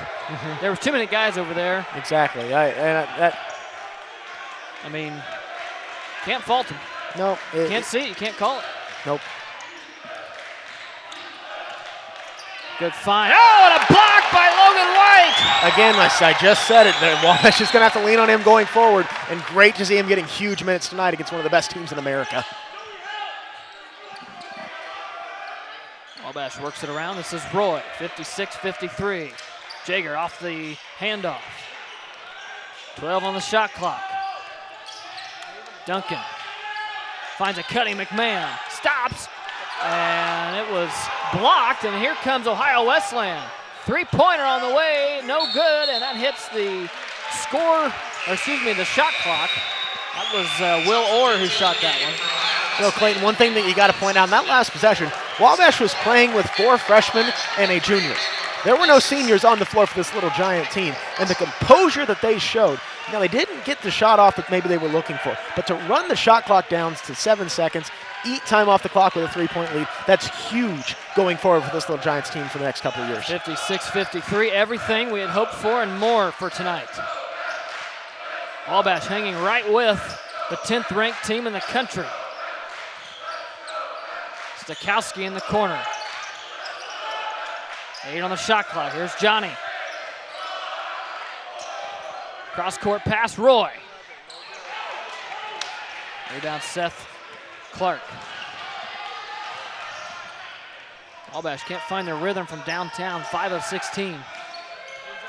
Counter that, though, Ohio Wesleyan, 7 of 31 from downtown. Neither team, just everybody shooting pretty awfully from behind the arc. It's abysmal. But you can see right there on the bottom of your screen, bench points for Wabash. They've already got 7 here in the second half with 5:45 to go. If they could get a few more out of either Stokowski or McMahon if he came back in, or whomever, that would be huge going forward. Roy. Good! You can see Logan White and the rest of this Little Giants bench. They are standing up. I mean, you can sense the enthusiasm here from this Little Giants side. They can feel it. They are close. They've got the game within their grasp. Axelrod flips it up. Again, he initiated the contact, and it was blocked. I remember last year when Axelrod was here, he got all sorts of calls, but he initiated that contact too. He leaps into defenders. Perlisis! Great backdoor cut for Dan. Axelrod got lucky there. Jeske was running up to the top of the key. Here's Clark. Spin move. Lost it momentarily. Up off the glass. Tough move. Timeout, Ohio Wesleyan. You got to expect that timeout. Ohio Wesleyan, they just look rattled out there right now. 61-55.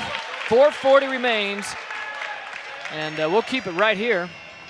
Derek, this has been everything that we had imagined it would be. I mean, Ohio Wesleyan, when they come to Chadwick Court, Wabash always plays Ohio Wesleyan really tough. You know, I'll be the first person to say I was talking with my folks. They're here up from Sullivan tonight. And, you know, I was telling my dad before the game, Wabash had to play very well to keep it to single digits. And to take a 6-point lead with 4 minutes and 40 seconds to go, if you're a Little Giants fan, you got to say that's more than you could have asked for at this point. You would have taken a 6-point deficit at this point going into the game. So to be up by 6, Wabash is doing all the right things. They've done a lot of great stuff here in the second half, but they've got to watch that turnover number. It's creeping up. It's at 7 right now in the second half. You can find more events on our YouTube page. Just search Wabash College. McMahon dribbling baseline. Gets it to Roy. Roy. And foul on Ben Simpson. It's his second, the 6'4" junior from Lake Bluff, Illinois. So both teams, next foul, they'll be in bonus the rest of the way.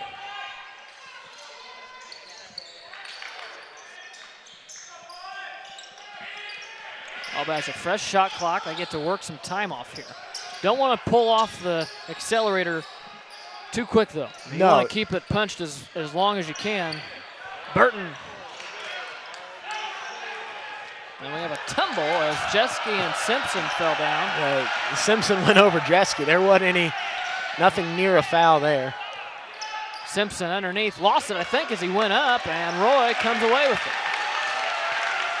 Great defense for Dan Perlisis. He just went straight up there and stood his ground. It's perfectly legal. A little bit of contact on that end, just fine.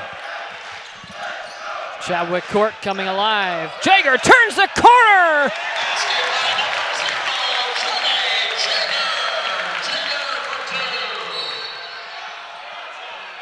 The foul on Johnny on the other end. Yep. No continuation here in college basketball, so they're going to put that one on the floor. Johnny picks up his third. 7th for Wabash. So 1-1 now, 3:33 left for Ohio Wesleyan.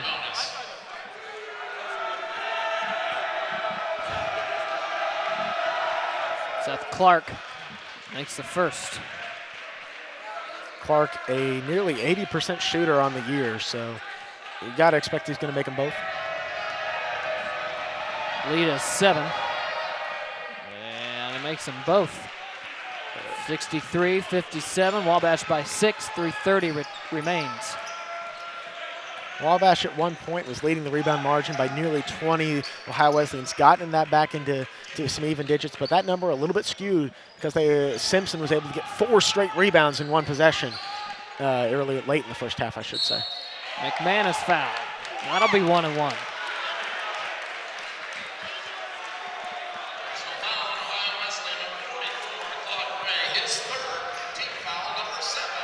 Claude Gray picks up his third.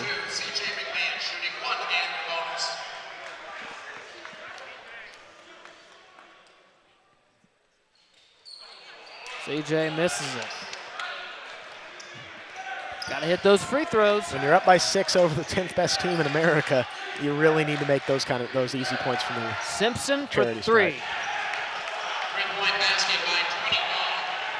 And here comes Ohio Wesleyan. It's a game of runs. Here we go, 63-60.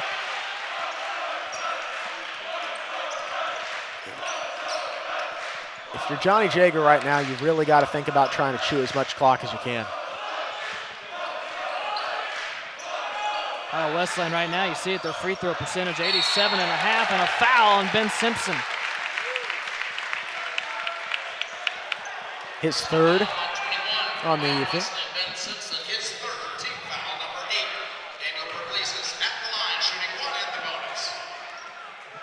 Dan really needs to make the front end here.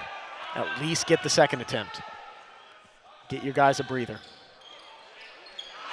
Got the nice shooter's roll on that one. He just looks so much more comfortable from the line. You can see the right arm extend. That's obvious. Simpson didn't like it, but that's definitely a foul. There's no question about that. You really don't have a case there when you shove a guy in the back. 65-60. Wabash by 5. 2:30 to remains. Layup by Nate Axelrod. Timeout, Ohio Wesleyan. It's a full timeout. 65-62. Nate Axelrod, 30 points on 10 of 18 shooting. Wabash College Live, we're back after this. Conveniently located in the heart of campus, the Wabash College Bookstore is your first, best source for showing your Little Giant pride. From clothing for him or her, to hats, accessories, gifts, school supplies, and more, the bookstore has it all. Whether you're an alumnus, student, parent, or just a fan, come and visit us to find that special something for the Wabash person in your life. Wabash always fights. Watch upcoming watch upcoming home games for Little Giants on your mobile device at wabash.edu/live. Our next home event will be the baseball team. Can you believe that? Baseball stuff. I know. It's hard for me to believe that this is our last basketball game we'll do together. We didn't get honored at senior night. We should. No, yeah. My parents are here. We can walk out at halftime. Tom Runge can take my picture. Robert Morris, March 19th will be the team the baseball team will face off against. So that is after spring break. Yeah. The baseball team will travel to Florida. Now, Clayton, correct me if I'm wrong. Isn't Robert Morris a Division I team? I don't know. Not sure. Okay. I thought they were. I have no idea. 65-62. Maybe worth finding out. Pervlesis inside, guarded by Ben Simpson. Goes up, nothing. Gets the rebound and one. Where's Dr. D when we need him? He can email in that.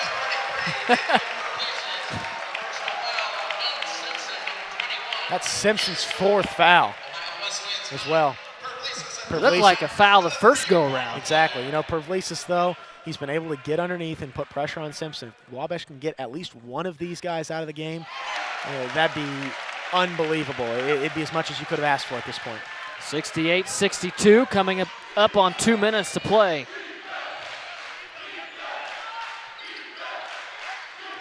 Claude Gray for 3, was fouled and one. Wow. Claude Gray. That's a silly foul. That's a silly foul on the freshman Duncan Roy. You can't do that. That's Duncan's 3rd. Team 8th.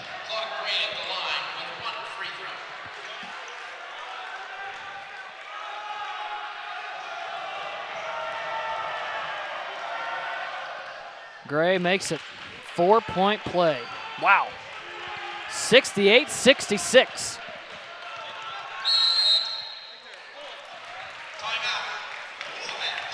Okay, so we're getting word from our TV truck that Robert Morris that Wabash will play is out of Illinois. They're Division III. The team you're thinking of is out of Pennsylvania. Yeah. The more you know. So there you go. 68-66. Wabash calls a full timeout. Make sure you stay with us for the post-game show.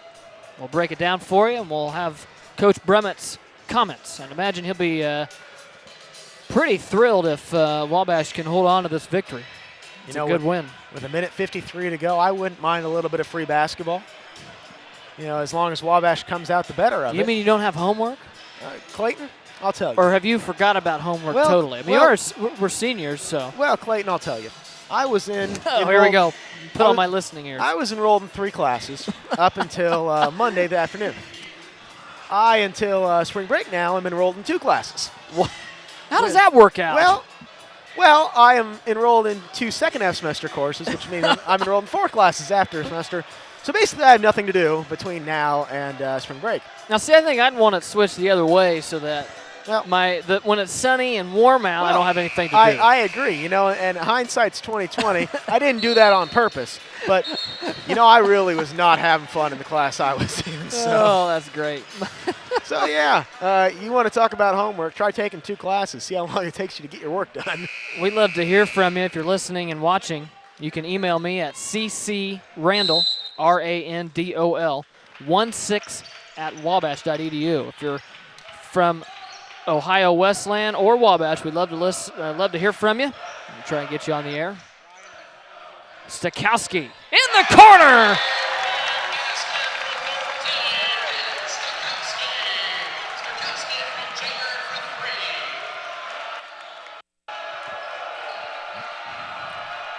Claude Gray off the screen answers.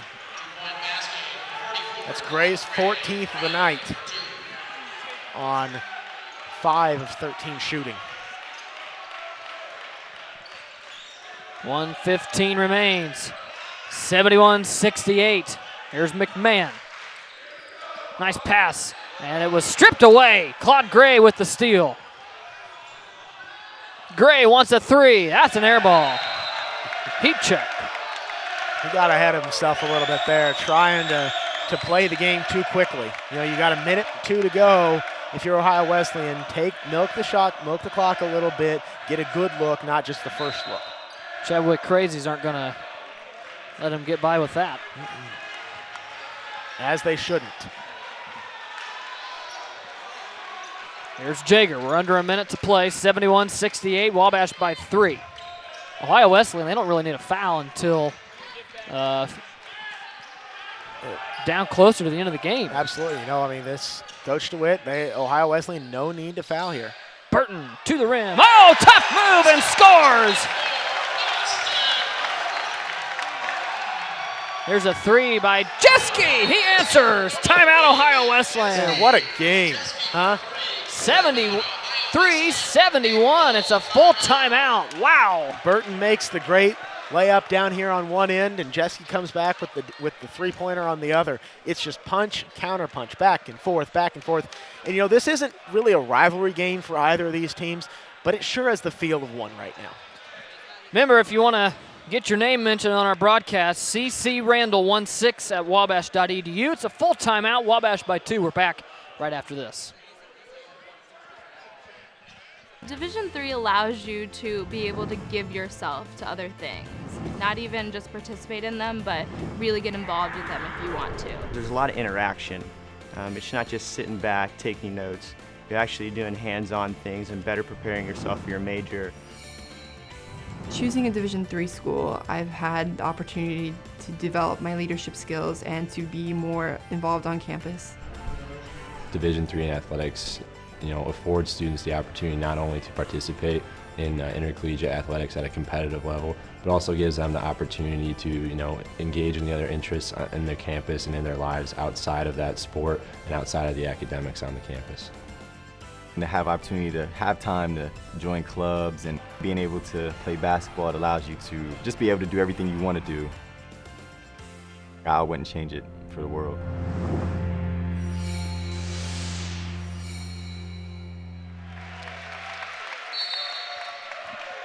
73-71. I'd like to say hi to Diane Sullivan, which would be Coach Pat Sullivan's parents, who are watching from Loveland, Ohio. We have a foul out front. Nate Axelrod picks up his 3rd. These are 2 big free throws for Wabash. Wabash needs one, but could use two. I'd like to say hi to Steve Hoffman as Johnny makes the first. Steve is out traveling this week. Hi, Steve. You're missing a great game. Glad, though, that you can catch it as you drive down. 74-71, 22.2 seconds. Johnny missed that one. Still a three-point game. I'd like to say hi to Julie Hardaway, Duncan Roy's aunt, watching from Laguna Beach, California, as Axelrod misses, and Stakowski grabs the rebound. And now it becomes a free throw shooting competition.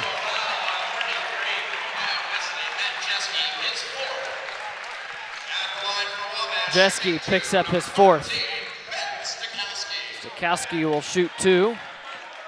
Nicholas Rudisil's listening from Louisville, Kentucky. Yes, it is a very great game. Ben makes the first. Timeout. Kyle Bremen and Wabash, 75-71. This crowd loves it. 12.7 seconds remain. It's a full timeout. Derek, if you're Mike DeWitt, what are you telling your Bishop players? You know, you're a great three-point shooting team. If you are Ohio Wesleyan, you've really got to come down and you got to take the first look from three that you get. There's only 12.7 seconds to go, and you've got to make up points. You know, I mean, I think that's, for me, that's the best way to do it. It is a two-possession game. If you have a lane to the bucket, you take that. If you don't have a direct lane to the bucket, you've got to take your first look from behind the arc. 30 points in the paint for Wabash. Ohio Wesleyan only has 18. Wabash also get this number, 19 points on the bench. Wabash also has 14 second chance points. Just really, I mean, this is a superb effort. 75% from the charity stripe. That was one of the things that Coach Bremet really keyed on. He said if they got to shoot free throws well, and they have tonight. Only 14 turnovers, too. That's a pretty solid number as well. Well, and 75% for Wabash from the line is as good or better than you could have possibly hoped for. But one thing I think that you got to point out is Dan Pervlesis being able to get down low, get fouls on Ohio Wesleyan, and now they're in the double bonus here late in the game. Stakowski makes it 76-71. Here we go. 10 seconds remain. I'd like to say hi to Bridget Swartwood from Indianapolis. There's a missed shot. Jeske gets it back, fires, no good. Ball is tipped. And Wabash beats the 10th ranked team in the country. 76-71. A big hand from this Chadwick crowd as they exit the floor. Wabash put it all together tonight to cap off their final home game. What a game. Let's take a break. Coach Bremet will join us courtside right after this. This is Wabash College Live.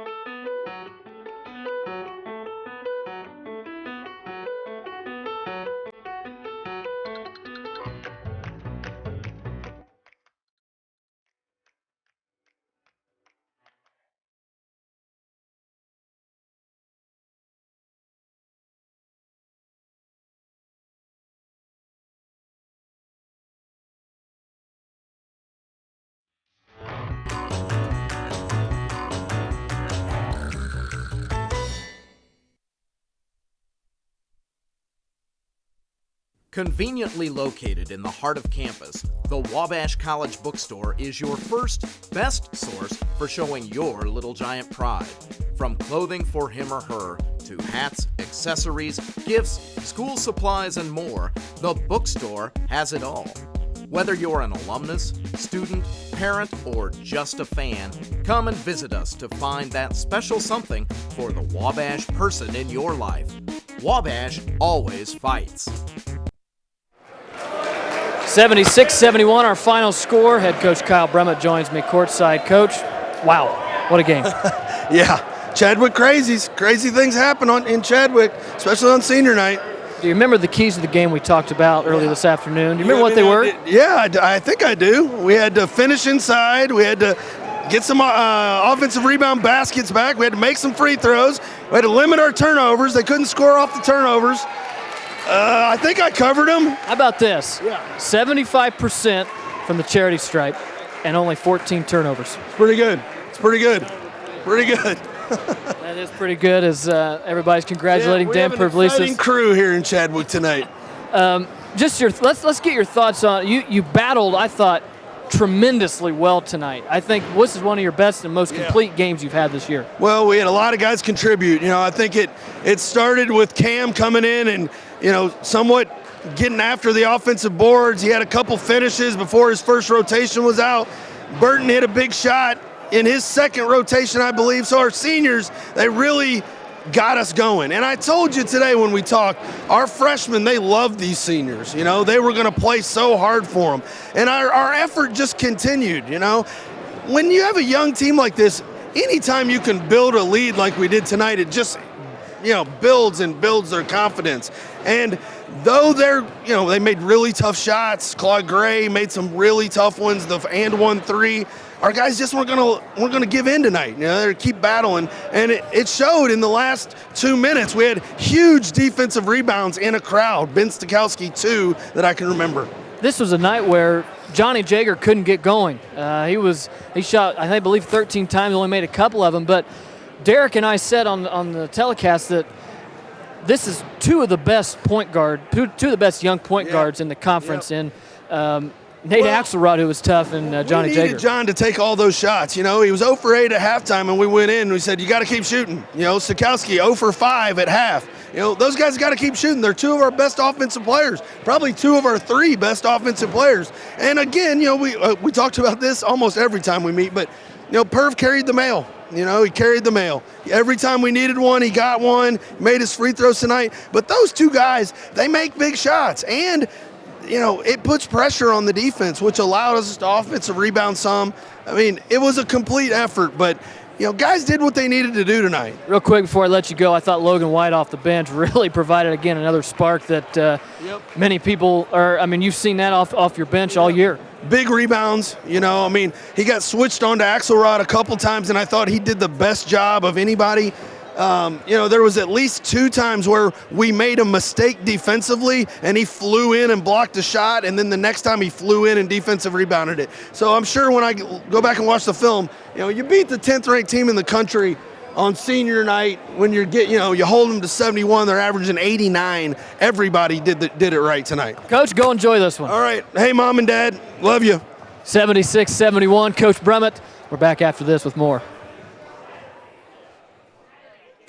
I know sports is important, but having the academic part along with it is a big plus. I've discovered in myself, a newfound ability to overcome adversity at all different angles. At a Division III school is really shaped around you developing yourself as a complete individual. The end result in my mind is you just become a very well-rounded person. Before I came into college, I didn't really think I'd be able to balance so much. It helps a lot that you have a family with your team that can guide you. With a D3 school, there's a lot of time for other opportunities. The coaches expect a lot of you during soccer, but after soccer, that's your own personal time to really find out who you are and other opportunities that you can pursue. By balancing all of my interests, basketball, my leadership skills, and academics, I'm able to better prioritize my life and to manage it.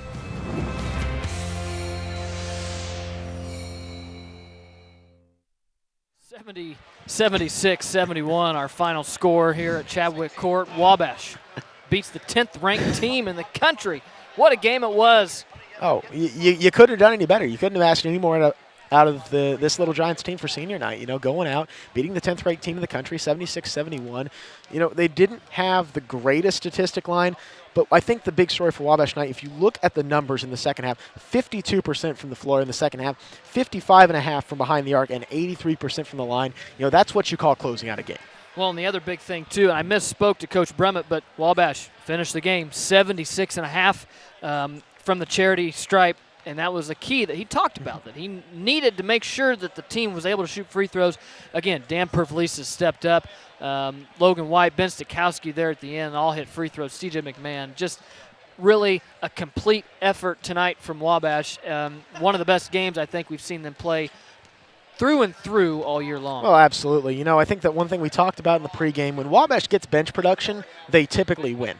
When they don't get bench production, they typically lose. And when you're getting 11 points out of C.J. McMahon, you're getting 5 out of Ben Stikowski, you're able to get Logan White at pitches in 2 and Evan Frank pitches in 2 on senior night, you're going to get production from Dan Pervlesis. And even on a night where Johnny Jager goes 2 for 14 from the floor, that's not going to happen very often. But Wabash able to rally, able to hang on to the lead and get a huge win, get to 6-9 in the conference, and we'll see what happens going forward. Wabash scored 20 points off the bench. That's one of the best numbers we've seen all year. They had 30 points in the paint. That's thanks in large part to Daniel Pervlesis, who finished 9 of 11 from the field and had 23 points. Wabash also had 14 second chance points as well. Just, again, a complete effort. And, you know, you head in, you go to Denison, DePaul, and then Kenyon. That's how you finish out your season schedule. And if you're Coach Brummett and this team, I think right now you're in a good spot. This should be really a springboard for the rest of the year. Absolutely, Clayton. You know, Wabash has 3 games coming up that are certainly winnable. You know, you've got Denison, you've got DePaul, 2 teams that you've beaten here at Chadwick. Now, you got to go on the road. Those are tough places to win. Anywhere in the NCAC is a tough place to win. I mean, you got to take that for granted. But Kenyon, you know, going to Kenyon, Kenyon's not a great team. They're only 5-9 in the league. I don't know what they did tonight, but they're a team Wabash should beat. They're a team Wabash should beat more often than they don't. So, you know, going into the final stretch, Wabash has a very realistic chance of getting to 9-9 in the league, which would be good enough to be at least the 5 seed, and maybe if they get really lucky, get up to the 4. I'd like to thank everybody for tuning in tonight, for our entire broadcast team, everybody in the trailer. We want to thank you. And, yeah, some seniors. Our technical director, Austin Myers, this is his last go at basketball. He's also a senior. Derek and I, we're both seniors as well. This is the last time the 3 of us will ever do this. Yeah. Seems funny. Seems funny we're saying goodbye for the final time for the basketball season. We are. You know, we'll be back for some baseball, but I just personally want to thank everyone for having tuned in to us for the last couple years. You know, it's been a ton of fun. I've enjoyed it, and I just want to say thank you to everybody. This has been a production of Wabash College Live, and our entire broadcast crew, including Austin Myers, Ryan Carnes, Carlos Rios, Jaleel, Dominic, Ivan, and 2. And Ivan is also a senior. I forgot to mention that. As is 2. 2's leaving as well. 2 is leaving as well. So from everybody, our entire broadcast team saying so long from Chadwick Court.